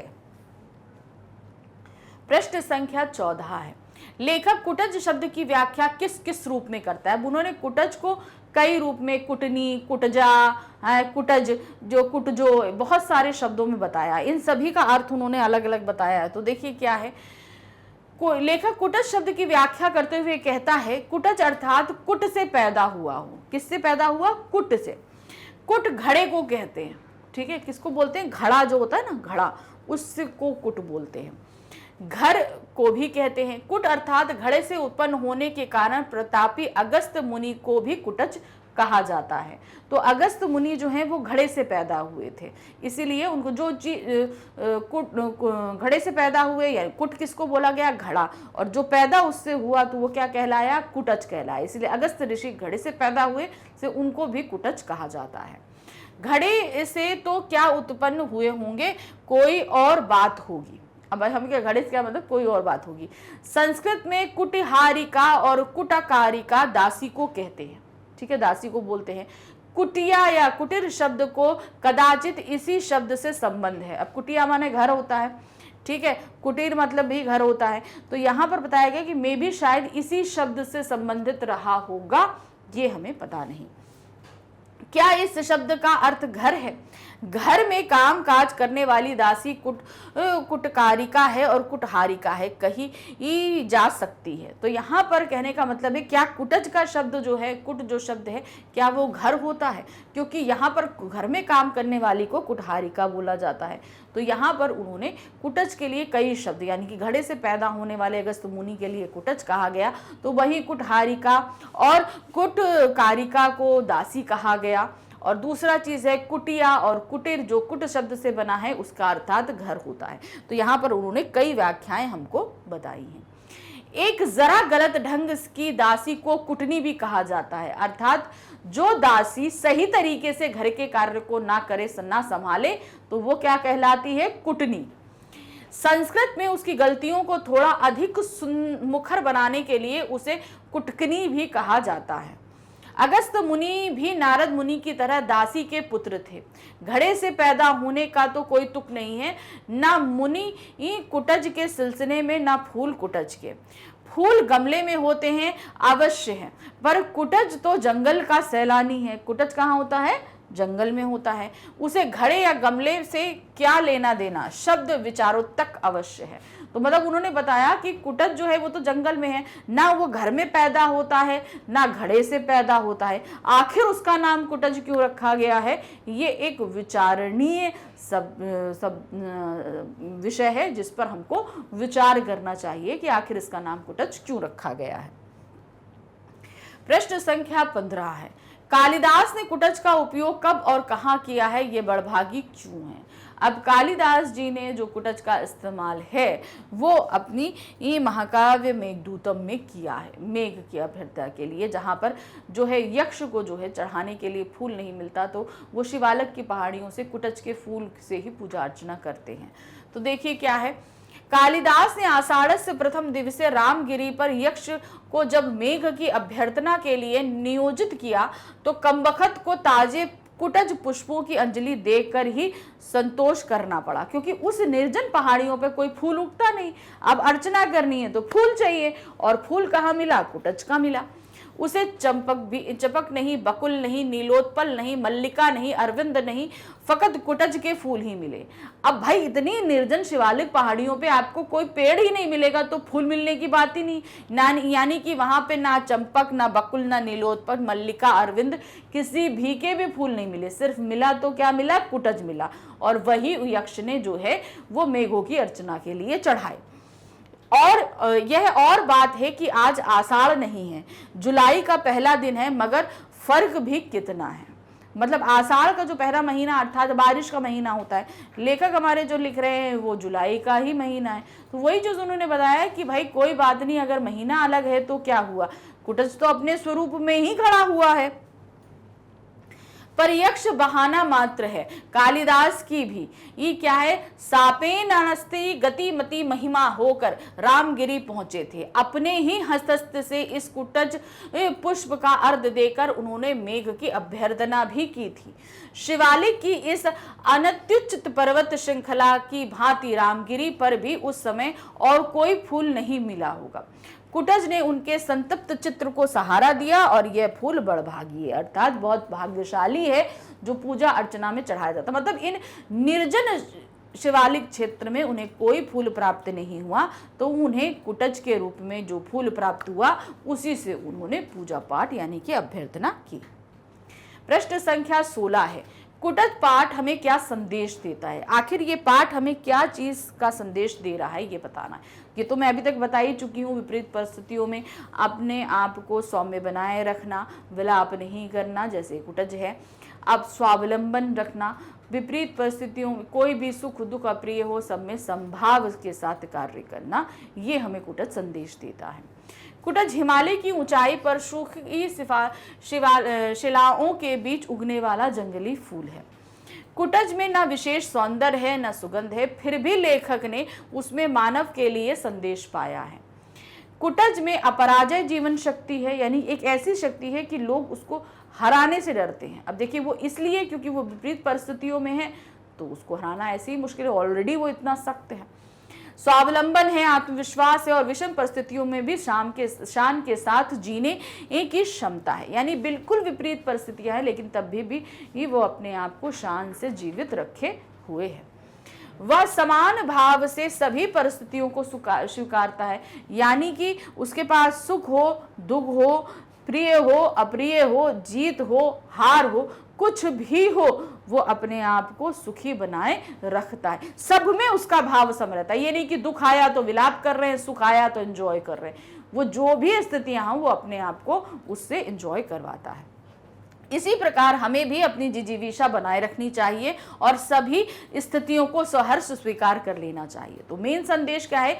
विपरीत परिस्थितियां हो, हमें संभाव के साथ, स्वावलंबन के साथ, आत्मविश्वास के साथ जो है, जैसे कुटज जीता है वैसे ही हमें अपने जीवन को निर्वाह करना चाहिए। प्रश्न संख्या 17 है, कुटज का लेखक क्यों मानता है कि स्वार्थ से भी बढ़कर और जिजीविषा से भी प्रचंड कोई ना कोई शक्ति अवश्य है? उदाहरण सहित उत्तर दीजिए। उन्होंने कहा इस पाठ में कि स्वार्थ से भी बढ़कर, हम स्वार्थ होता है ना, जैसे हम स्वार्थी हैं, हमें ये चीज बहुत पसंद है तो हम हर एक साम दाम दंड भेद किसी भी तरीके से उस चीज को हासिल करने की कोशिश करते हैं।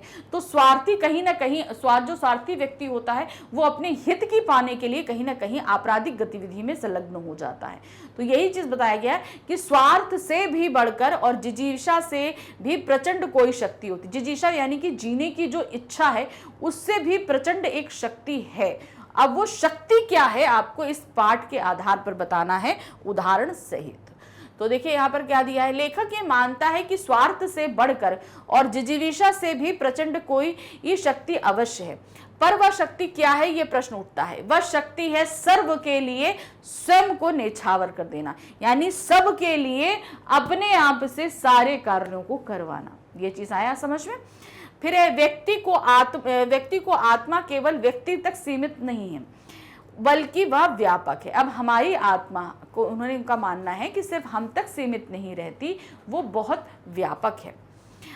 अपने में सबको और सब में अपने को मिला देना इसकी समिष्ट बुद्धि के आ जाने का पूर्ण सुख का आनंद मिलाती है। अर्थात इसको ऐसे समझिए कि सबको अपने में मिला लेने का तात्पर्य क्या है? सबको अपने मिला लेने यानी कि हम जब भी कोई कार्य करें, कोई भी कार्य जब हम करते हैं तो हमेशा सिर्फ हमें ये नहीं देखना होता कि इसमें हमारा क्या फायदा है, हमको ये देखना है कि हमारे कार्य के द्वारा सबको क्या फायदा हो रहा है। यही समिष्ट भावना होती है, जहां पर हम अपने लिए नहीं सोचकर सबके लिए सोचते हैं। वही चीज यहां पर दिया है ना, समिष्ट बुद्धि के आ जाने पर पूर्ण सुख का आनंद मिलता है।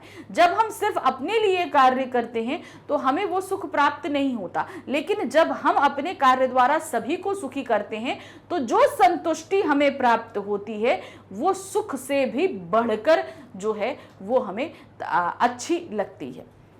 जब तक हम स्वयं को द्रास्त की भांति निचोड़कर सर्व यानी सबके लिए न्यौछावर नहीं कर देते, तब तक स्वार्थ और मोह बना रहता है। यानी कि हम जब तक दूसरों के लिए काम करना शुरू नहीं करेंगे और अपनी सारी सर्व भावनाओं से, सर्व शक्ति से काम नहीं करेंगे, निचोड़ के रख देने का तात्पर्य होता है कि हम सभी भावों से और अपने सभी क्या कहते हैं, बोलते हैं ना, पूरी क्षमता के साथ जब तक हम दूसरों के लिए काम नहीं करते तब तक जो है हमें सही सुख की प्राप्ति नहीं होती। इसमें तृष्णा उपजती है, मनुष्य दयनीय बनता है, दृष्टि मलिन हो जाती है, लेखक परमार्थ पर बल देता है। तो कहने का मतलब है जब तक हम स्वार्थी हैं तब तक हमारे अंदर आसक्ति रहती है, किसी भी चीज को पाने की जो प्यास है वो रहती है।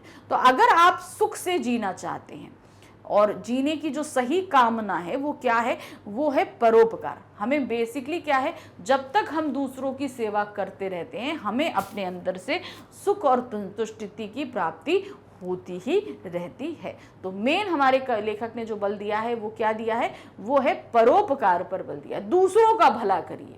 तो इससे जो आपको सुख प्राप्त होगा वो सुख आप किसी भी चीज में संसार के प्राप्त नहीं कर सकते हैं। प्रश्न संख्या 18 है, कुटज किस प्रकार अपनी अपराजय जीवन शक्ति की घोषणा करता है? कैसे अपराजय? एकदम विपरीत परिस्थितियों में है, पत्थरों पर खिला हुआ है, आसपास कोई पेड़ नहीं है, पानी नहीं है, लेकिन तब भी वो उल्लास फूलों से लदा खड़ा है। तो इसीलिए उसको कोई हरा नहीं सकता, ये चीज घोषणा करते हुए खड़ा है, क्योंकि इस विपरीत परिस्थिति में भी वो अपने लिए पानी खोजता है। कुटज की अपराजय जीवन शक्ति है, यह नाम और रूप दोनों में अपनी अपराजय जीवन शक्ति की घोषणा करता है। क्या दिया गया है, चाहे रूप हो चाहे नाम हो, दोनों में। अब रूप में क्या होता है, देखिए वो जिस जगह पर खड़ा है उस जगह आसपास कोई पेड़ भी नहीं है, फूल की तो बात आप छोड़ दो, जब फूल की बात आती है तो फूल करते ही क्या है, सुंदर होगा, सुगंधित होगा, सॉफ्ट होगा, नाम आता है। लेकिन उससे विपरीत उसका फूल है। कैसे है उसका फूल, कैसा है वापस, जैसे कि एकदम उसका रूप भी अच्छा नहीं है, उसमें गंध भी नहीं है, कुछ ही नहीं है। तो ये पहले तो आपका ये विपरीत हो गया रूप में। फिर आ जाइए नाम में कैसे विपरीत है। नाम में क्या मतलब होता है, कुटज, यानी कि अब कुट मतलब या तो घड़ा होता है या कुट का मतलब घर होता है। अब यहाँ पर ना ये घड़े से उत्पन्न है ना घर में उत्पन्न है, इससे विपरीत यह पथरीली पत्थरों पे उत्पन्न है, इसलिए ये नाम में भी विपरीत है। तो यहाँ पर एक कुटज की शोभा मादक है। इसकी जीवन शक्ति का इसी से पता चलता है कि यह चारों ओर कुपित यमराज के दारुण निश्वास में समान धधकती धूप में हरा भरा खड़ा है। अब इसको समझिएगा क्या है, ये कितना ज्यादा जीवन, इसकी जो है जीवन शक्ति तेज है। ये कुपित यमराज यानी कि गुस्से में जब यमराज आ जाते हैं, कुपित मतलब गुस्से में यमराज के दारुण निश्वास, यानी कि दारुण अर्थात जो कहते हैं बहुत ही ज़्यादा तकलीफ देने वाली जो गुस्से वाली श्वास होगी वो बहुत तेज चलेगी। तो क्या है, दारुण निश्वास के समान, यानी कि जहाँ पर सब कुछ डिस्ट्रॉय कर देने वाली जो उनकी सांस है, जो क्रोधित के कारण जो हम बहुत ही गर्म सांस लेते हैं, वैसी जो है चारों तरफ लू चलती रहती है, धधकती गर्मी है, उसमें भी वो हरा भरा बना हुआ है। कौन, कुटज। ये कठोर पाषाणों यानी पत्थरों के बीच रुके अज्ञात जल स्रोत से अपने लिए जबरदस्ती रस खींच के लाता है। एक तो ये पत्थरों पर उगता है, पानी आसपास है नहीं, उस पानी को पाने के लिए इन कठोर पत्थरों को काट देता है, तोड़ देता है और नीचे जाकर उसकी जड़ें जो एकदम अज्ञात पाताल में जो पानी है उसको खींच के वो लेकर अपने लिए रस लेता है और सरस बना रहता है। सूने पर्वतों के मध्य भी इसकी मस्ती को देखकर ईर्ष्या होती है। एकदम निर्जन पहाड़ है, मतलब पेड़ नहीं, घास नहीं, पत्ते नहीं, कुछ नहीं है, और ऐसे निर्जन पहाड़ों पर भी ये खड़ा हुआ है और फूलों से लदा है। तो ये देखकर कभी कभी ईर्ष्या होती है कि इतनी विपरीत परिस्थितियों में भी ये कैसे इतना प्रसन्न है। इसमें कठिन जीवन शक्ति होती है। ये जीवन शक्ति ही जीवन शक्ति की प्रेरणा देती है, मतलब उसकी जो जीवन शक्ति है कुटज की, वो हमें जीवन की शक्ति देता है। कुटज अपनी जीवन शक्ति की घोषणा करते हुए बताता है कि यदि जीना चाहते हो तो मेरी तरह कठोर पाषाण को भेद कर पाताल की छाती को चीरकर अपना भोग्य संग्रह करो। यानी कि तुम जो चीज भी प्राप्त करना चाहते हो, यानी कि तुम्हारा जो कोई भी प्राप्य है, वो चाहे जितनी विषम परिस्थितियों से तुम प्राप्त करो, मगर तुम प्राप्त कर लो मेरी तरह। वायुमंडल से चूस कर आंधी तूफान को रगड़ कर अपना प्राप्य वसूल करो। यानी कि जो तुम्हारा है उसको प्राप्त करने के लिए तुम्हें जितना संघर्ष करना पड़े तुम करो। आकाश को चूमकर लहरों में झूमकर उल्लास को खींच लो। यानी कि अपने लिए खुशियां तुम चाहे जितनी विपरीत परिस्थितियां हो खींच कर ले आओ। प्रश्न संख्या 19 है, कुटज के जीवन से हमें क्या शिक्षा मिलती है, हमें उसे गाढ़े का साथी क्यों कहा गया है। अब कुटज से क्या शिक्षा मिलती है ये तो अभी तक आप काफी हद तक समझ चुके हो। और गाढ़े का साथी क्यों कहा गया, क्योंकि जब हमारे ऊपर दुख आता है तो हम बहुत ज्यादा विलाप करते हैं, रोते हैं, तकलीफ में आते हैं, होता है ना, अक्सर हमारे साथ ये होता है। लेकिन यहाँ पर गाढ़े यानी कि तकलीफ का साथी से क्यों कहा गया है, क्योंकि ये बोला गया है कि कुटज को देखकर प्रेरणा लीजिए कि इतनी मुश्किल वक्त में, इतनी मुश्किल परिस्थितियों में भी वो कितना सर उठाकर खड़ा है। तो मतलब उसको दुख का साथी बनाइए, अर्थात दुख में उससे प्रेरणा लीजिए कि वो कितने दुखी उसमें भी ये कितना उल्लास के साथ खड़ा है, उसे प्रेरणा बनाइए और अपने साथ रखिए। कुटज के जीवन से हमें शिक्षा मिलती है कि हमें कठिन से कठिन परिस्थितियों में भी ये हरकान जीने की कला आनी चाहिए, यानी कि मस्त होकर जीने की कला आनी चाहिए तथा अपने प्राप्य को हर कीमत में वसूल करो। कुटज को गाढ़े का साथी इसलिए कहा गया क्योंकि यह मुसीबत में काम आया। अब क्योंकि बहुत मुसीबत में किसमें, यक्ष को जब अर्चना करनी थी तो उस समय वो काम आया था।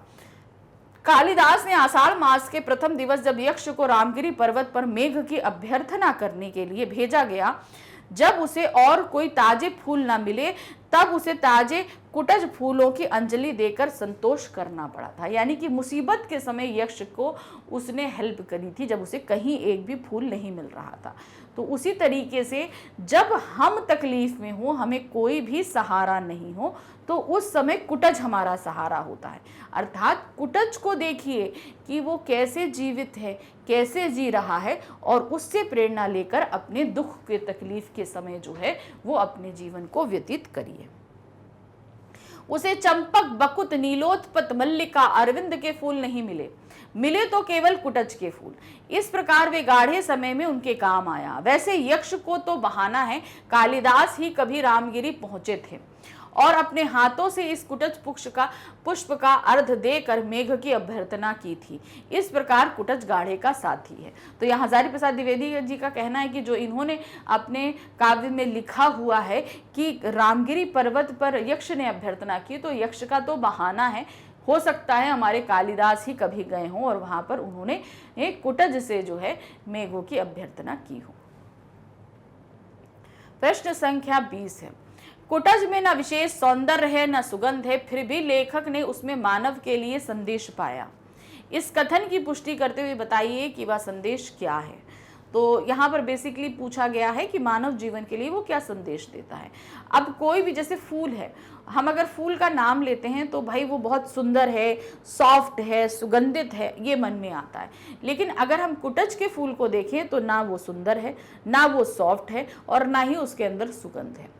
ये सब के ना होते हुए भी लेखक ने क्या बोला कि ये जो फूल है या पेड़ जो है, ये हमें अपने जीवन में बहुत सारे संदेश देता है। कि कारण ये है कि ये जिन परिस्थितियों में पैदा हो रहा है, जिस पर्यावरण में ये पल रहा है, वो पर्यावरण एक पेड़ के लिए अनुकूल है ही नहीं, तब भी वो अपने प्रतिकूल वातावरण में जो है बढ़ रहा है, पल रहा है और खुश है। ये नहीं कि दुखी है, वो खुश है।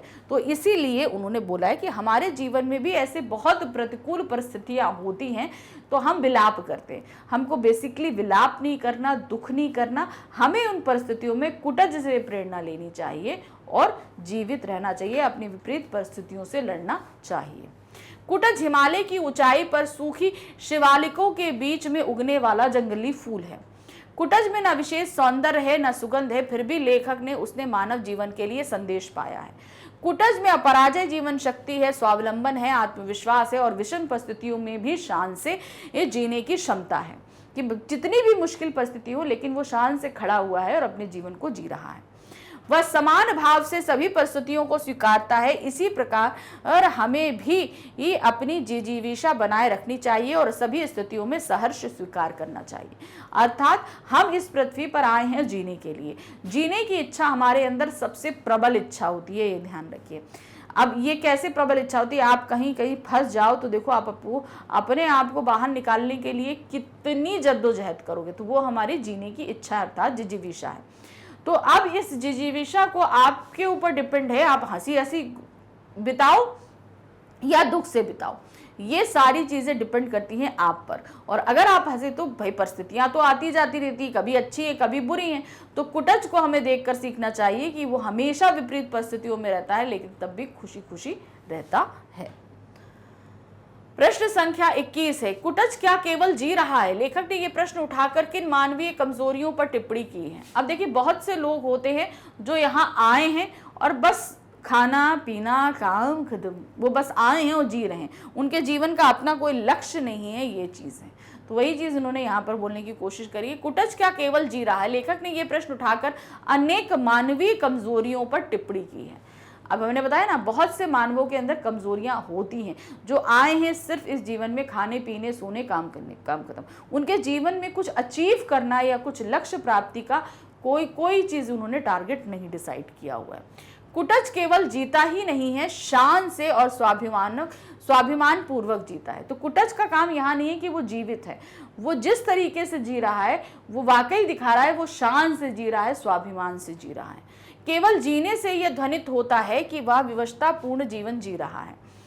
तो अगर हम उसके नाम को देखें तो नाम से सब पता चलता है कि वो सिर्फ जैसे लग रहा है कि हाँ कुटज यानी कि जो कूटा गया है या मारा गया है, ऐसा कुछ ध्वनित हो रहा है कि हाँ बहुत ही हारा प्रतड़हा सा जो है व्यक्ति खाली जी रहा है, इसीलिए इसको ध्वनित होते बताया गया। जबकि वास्तविकता इसके उलट है। जो चीज हम समझ रहे हैं, जब हमने पहली बार कुटज शब्द को सुना, उसकी व्याख्या को नहीं पढ़ा, तो हमको ऐसा लग रहा था कुटज अर्थात यानी कि जो बहुत कूटा गया, ध्वनित किया हुआ, उसका तात्पर्य है जो अपने जीवन में बहुत ज्यादा प्रताड़ित हो, बहुत परेशान हो, ऐसा। लेकिन यहाँ तो ये तो नाम के विपरीत था, अपने था ना, मतलब नाम है कुटज, लेकिन वो उससे जस्ट विपरीत है, बहुत ही उल्लास के साथ, स्वाभिमान के साथ, प्रतिकूल परिस्थितियों में शान से जी रहा है। वह अपनी दृढ़ इच्छा शक्ति के बलबूते पर जीता है। इस प्रश्न से मानव स्वभाव की इस कमजोरी पर प्रकाश पड़ता है कि अनेक व्यक्ति किसी न किसी विवशता पूर्वक जी रहे हैं, कि मतलब ठीक है जी रहे हैं तो जी रहे हैं, इसका मतलब ये नहीं है कि हम यहाँ पर आए हैं, कोई हमारा ध्येय है, कोई मतलब नहीं। उनमें जिजीवा शक्ति का अभाव है, यानी कि जीने की जो शक्ति है। अब जीने की शक्ति हमें कैसे प्राप्त होती है? जब हमारे जीवन में कोई लक्ष्य होता है, कोई टारगेट होता है, तब हमारे अंदर वो शक्ति आती है। लेकिन जब हमारे अंदर कोई लक्ष्य नहीं है, टारगेट नहीं है, तो हमारे अंदर उस टारगेट को पूरा करने का उत्साह नहीं है, तो बस आए हैं, जी रहे हैं, वही चीज़ है, उनमें जिजीविषा शक्ति नहीं है। वे जैसे तैसे करके जी रहे हैं, उनमें संघर्ष का अभाव है। वे अपना प्राप्य वसूल करना नहीं जानते, वे कठिन परिस्थितियों से टकराकर भोग्य नहीं वसूल कर सकते, यानी कि अगर उनके पास बहुत ही विपरीत परिस्थितियां आए तो जो उनका है वो उन विपरीत परिस्थितियों से लड़कर उसको भी प्राप्त नहीं कर सकते हैं। उनके जीवन में उल्लास नहीं है, यानी कि खुशी नहीं है। वे हारे मन से जी रहे हैं, उन्हें इस प्रवृत्ति को त्यागना होगा। तो यानी कि कुटज सिर्फ जी रहा है जो खाली इस माध्यम से उन्होंने उन लोगों के ओर टारगेट किया है जो जीवन में आते हैं बिना किसी लक्ष्य के, बिना किसी उसके, बस उनका ये है कि हाँ हम आए हैं, जी रहे हैं, खा रहे हैं, मतलब कोई भी उल्लास नहीं है। उन लोगों की तरफ उन्होंने ये बात कही है। प्रश्न संख्या 22 है, कुट, कुटज, कुटनी शब्दों का विश्लेषण कर उनमें आपसी संबंध स्थापित कीजिए। जैसे मैंने बताया, कुट, कुट मतलब अर्थात हुआ घड़ा, कुटज मतलब कुट से पैदा होने वाला कुटज, जैसे कि अगस्त्य मुनि के बारे में बात करी गई। कुटनी जो दासी जो होती है, जो बहुत दुष्ट होती है, उसके लिए कुटनी शब्द इस्तेमाल किया जाता है। तो देखिए क्या है, कुट शब्द यानी घड़े के लिए आता है और घर के लिए भी आता है। कुट घड़े के लिए भी है और घर के लिए भी है। घड़े से उत्पन्न होने के कारण प्रतापी अगस्त्य मुनि को कुटज कहा गया। कुट प्लस जा यानी कि घड़े से उत्पन्न। वे घड़े से तो क्या उत्पन्न हुए होंगे, कोई और बात होगी, मतलब घड़े से तो अब कोई उत्पन्न नहीं हो सकता। अगर ये बात कही गई है तो किसी और तात्पर्य में कही गई होगी, ये चीज़ है। घर से उत्पन्न हुए होंगे, यानी कि घड़े से तो उत्पन्न नहीं होंगे, घर से उत्पन्न हुए होंगे, इसलिए उन्हें कुटज कहा गया। एक गलत जंग की दासी को कुटनी कहा जाता है। तो जो गलत होता है, जो घर में दासी तो है लेकिन उसकी मंशा अलग है, उसके काम के तरीके अलग हैं, तो ऐसी दासी को क्या कहा जाता है? कुटनी कहा जाता है। संस्कृत में उसकी गलतियों को थोड़ा और अधिक मुखर बनाने के लिए उसे कुटन्नी शब्द कहा गया है। कुटनी शब्द से दासी का बोध होता है, तो क्या अगस्त्य मुनि भी नारद मुनि की तरह दासी के पुत्र थे? अब ये भी एक सवाल उठता है।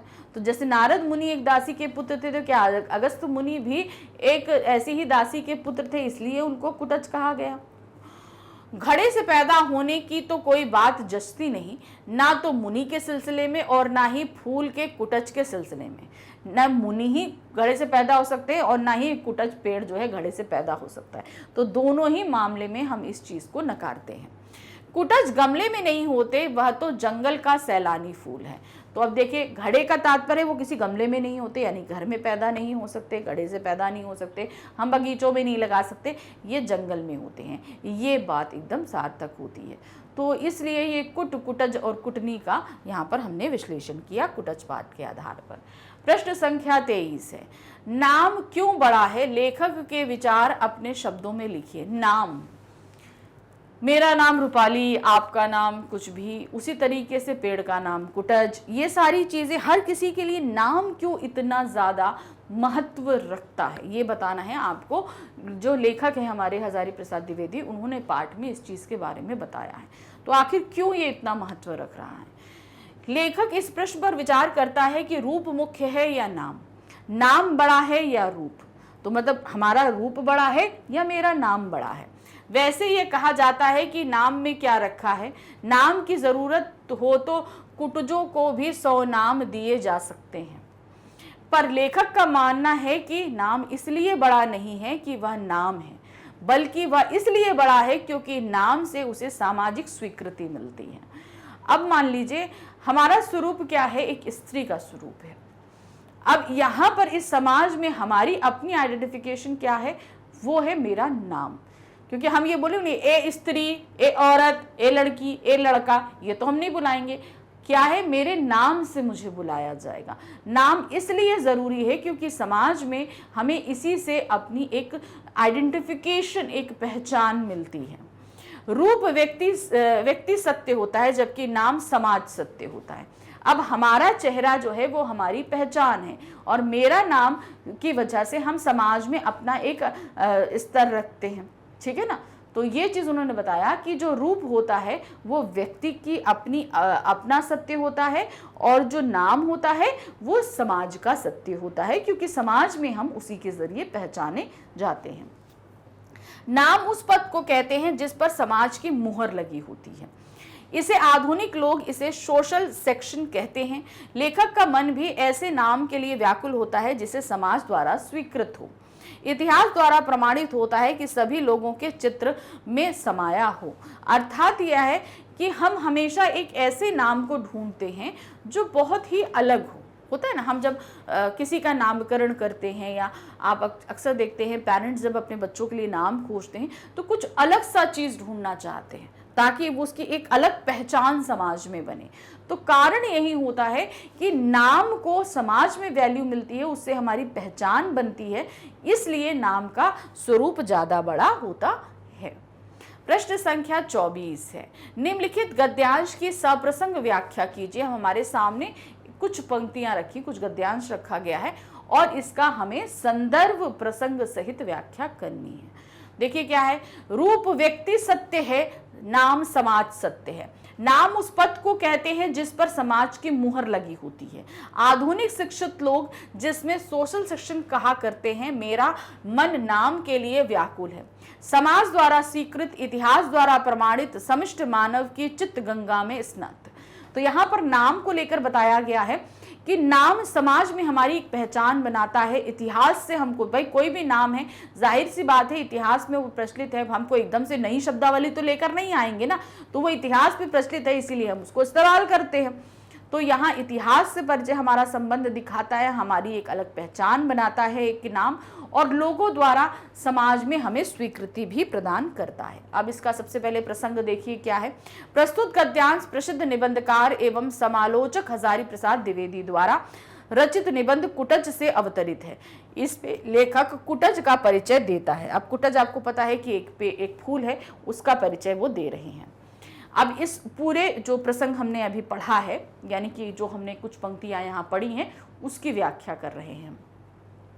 रूप का सत्य व्यक्ति तक सीमित रहता है, अर्थात रूप का प्रभाव व्यक्ति विशेष पर पड़ता है। यानी कि हम अगर सुंदर हैं, हम अगर अच्छे, तो ये क्या है, ये इसका प्रभाव किसी एक व्यक्ति पे पड़ रहा है और हमें खुद को अभिमान आ रहा है कि हम सुंदर हैं। नाम का संबंध समाज से है। व्यक्ति अपने नाम से ही समाज में जाना जाता है। नाम वह पद होता है जिसे समाज की स्वीकृति मिलती है। अब समाज में हमारी पहचान क्या है, हमारे नाम की वजह से। अगर मेरा नाम नहीं रहेगा तो लोग समाज में हमें किस नाम से कैसे पुकारेंगे, ए लड़की, ए औरत, ऐसे तो नहीं बुलाएंगे ना, मेरे नाम से मुझे बुलाएंगे। इसी स्वीकृति को आधुनिक समाज सोशल सेक्शन कहता है, अर्थात यह नाम समाज में मान्य है। लेखक का मन भी एक वृक्ष का नाम जानने को बेचैन है। वह इसके उस नाम को जानना चाहता है जिसे समाज ने स्वीकार किया हो तथा इतिहास ने प्रमाणित किया हो और सभी लोगों के चित्त में समाया हो, अर्थात सभी दृष्टियों से मान्य एवं स्वीकृत हो। लेखक को दूसरा नाम कुटज देर से याद आता है। तो लेखक जब स्टार्टिंग में याद कर रहे हैं तो वो इस फूल का एक नाम याद करना चाहते हैं जो समाज द्वारा दिया गया हो, इतिहास में प्रमाणित हो, सभी लोग उसको इस नाम से जानते हैं। ये जब वो सोच रहे थे तब तक उन्हें इसका कुटज नाम याद नहीं आया था। ये सब सोचने के बाद काफी देर बाद उन्हें नाम याद आया था कि इसका नाम तो अरे कुटज है। अब इन पंक्तियों में विशेष क्या है, देखिए, तत्सम शब्दावली के साथ अंग्रेजी शब्द सोशल सेक्शन का प्रयोग किया गया हुआ है।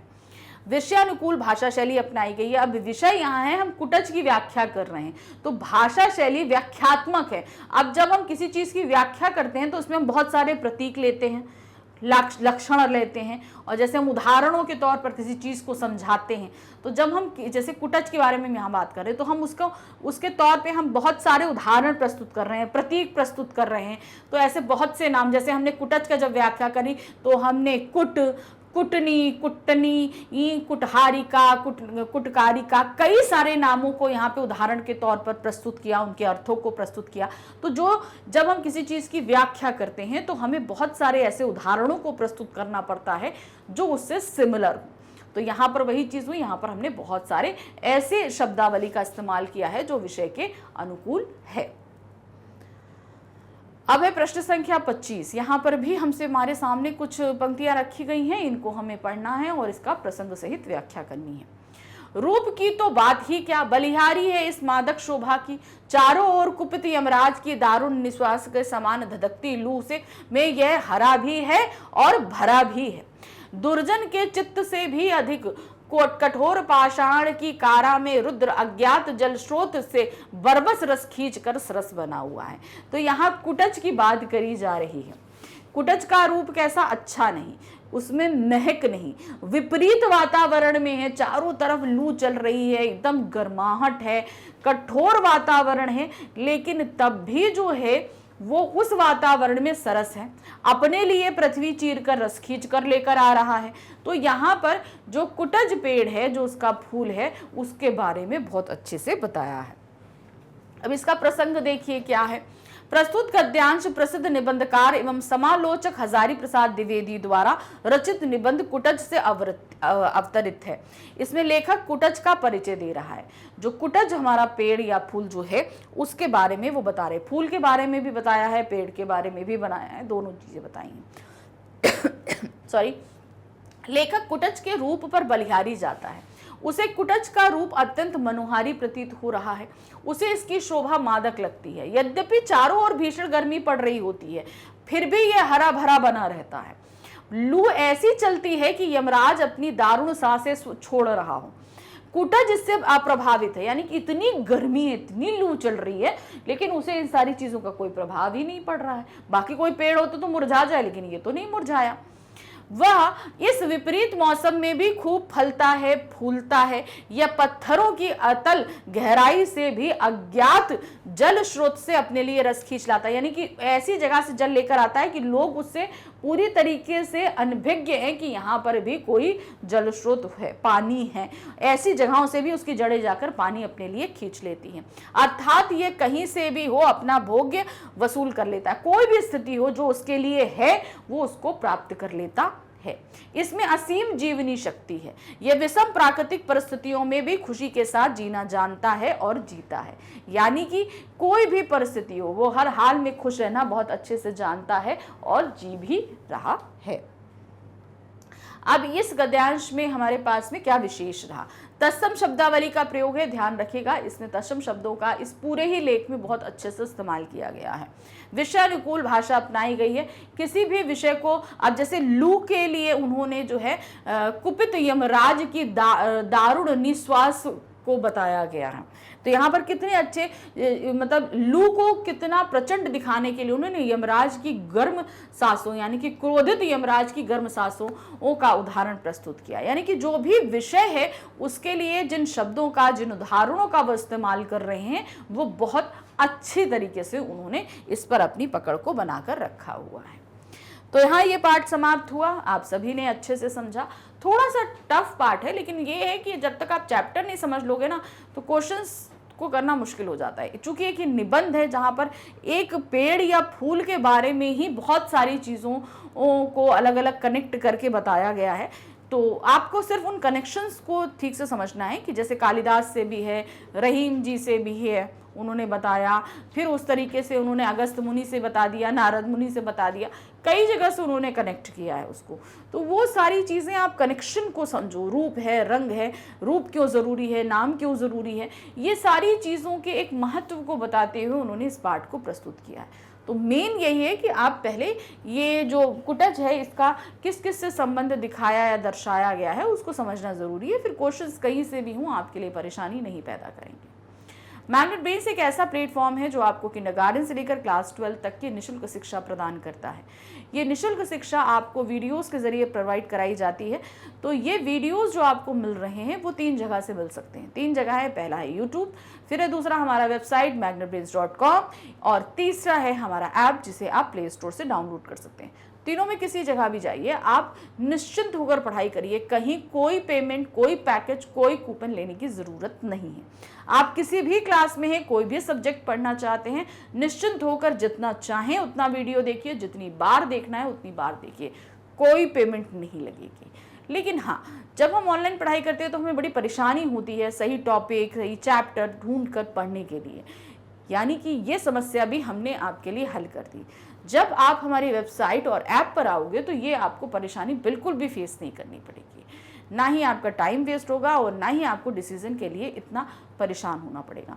आपको यहाँ पर आकर हमारे चैनल पर मीडियम सेलेक्ट करना है, उसके बाद क्लासेस सेलेक्ट करनी है, उसके बाद में आपको अपना सब्जेक्ट बुक सेलेक्ट करना है। बुक सेलेक्ट करने के बाद आपके सामने उस बुक के सभी चैप्टर्स हैं, जो भी आप बुक सेलेक्ट कर रहे हो। तो अब जो भी बुक सेलेक्ट करी उसके सारे चैप्टर हैं, जो चैप्टर पढ़ना है उसे आप सेलेक्ट कर लो। चैप्टर सेलेक्ट करते ही आपके सामने बहुत सारे जो हैं ऑप्शन पैटर्न के ओपन हो जाएंगे। मतलब एक ही चैप्टर को हमने सारे पैटर्न कवर किए हैं। अब ये पैटर्न क्या है देखिए, जैसे हम कोई चैप्टर पढ़ाते हैं तो सबसे पहले हम चैप्टर को पूरी अच्छी तरीके से एक्सप्लेन करते हैं। तो हमारे पास पहला हो गया हमारा डिटेल एक्सप्लेनेशन। ठीक है, पहला क्या हुआ, डिटेल एक्सप्लेनेशन, तो हमने पूरा एक्सप्लेन कर दिया डिटेलिंग के साथ। दूसरा आता है चैप्टर के बाद के जो क्वेश्चन आंसर्स रहते हैं, तो वो हमारा क्या हो गया, एनसीईआरटी सॉल्यूशन, उसको कंप्लीट किया। फिर उसके बाद हम तीसरे पे आते हैं। तीसरा हमारा क्या हो जाता है, वो है हमारा नेक्स्ट क्वेश्चन का पैटर्न, वो है मल्टीपल चॉइस क्वेश्चन। उसके बाद आता है सब्जेक्टिव क्वेश्चन का पैटर्न, जो होता है मोस्ट इंपॉर्टेंट क्वेश्चन। फिर हम रिवीजन कराते हैं पूरा, तो वो हमारा रहता है 1 शॉट रिवीजन। 1 शॉट में हम पूरा चैप्टर एक्सप्लेन कराएंगे, क्वेश्चन आंसर्स भी आपको कराएंगे। इसके अलावा हम आपको ईयर एंड में जब आपके फाइनल एग्जाम्स होते हैं तो उस दौरान भी आपके एग्जाम की प्रिपरेशन कराते हैं। जिस समय हम आपके लेकर आते हैं magnet brain sample papers, previous year question papers, revision videos, trips हैं, आपके बहुत सारे टिप्स हैं, ट्रिक्स हैं, 11 उसके अलावा शॉर्ट्स भी हैं। तो बहुत सारी चीज़ें हम आपके लिए लेकर आते हैं ताकि आपकी प्रिपरेशन बहुत अच्छे से हो सके।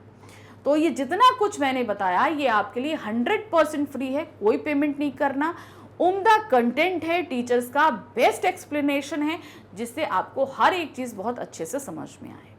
तो अच्छे से पढ़ाई करिए, हमारा सिर्फ एक यही उद्देश्य है, पढ़ाई में किसी तरह का भी व्यवधान नहीं आना चाहिए, है ना। तो हमारा इस चैप्टर के साथ हमारी अंतरा बुक खत्म हुई, यानी कि काव्य खंड और गद्य खंड हमने दोनों समाप्त कर लिया। अब हमारे पास बचती है हमारी अगली बुक अंतराल भाग 2।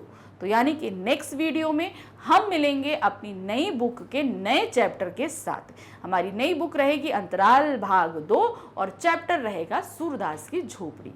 तो मिलेंगे नेक्स्ट वीडियो में। Thank you for watching, bye bye.